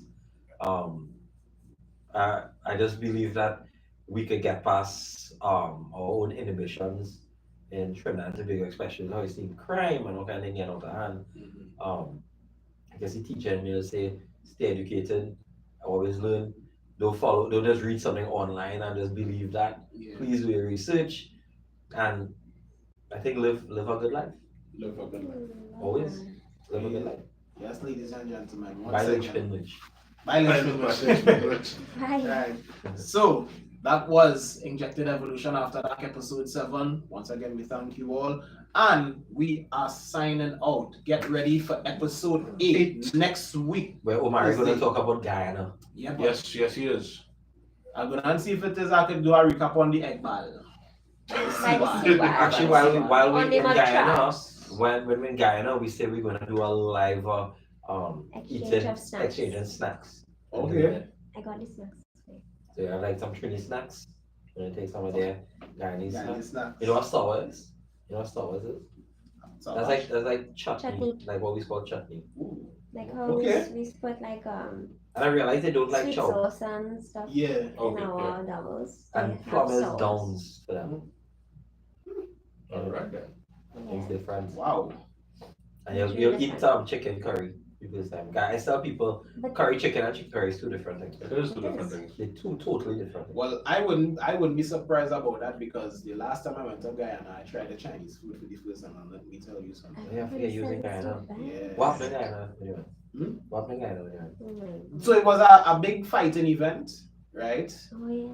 I went with combat sport. I went with my coach, right, from Hitfit, Mr. Kerabon himself, and he was the main event. He fought against a Brazilian.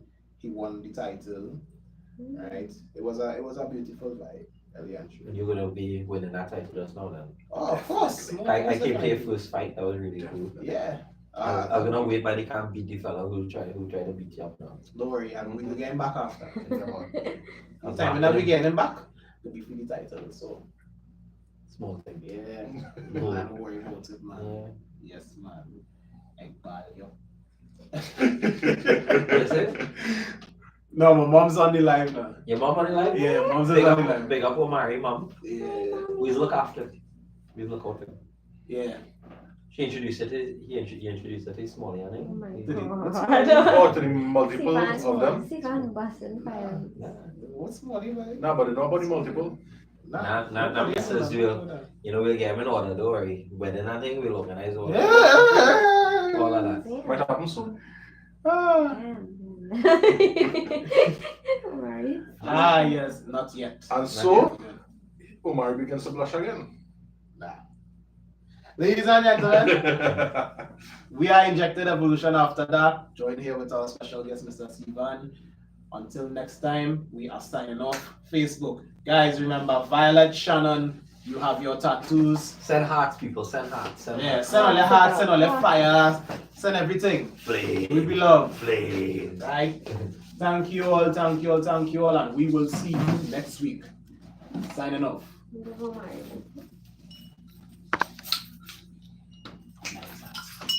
Yeah, I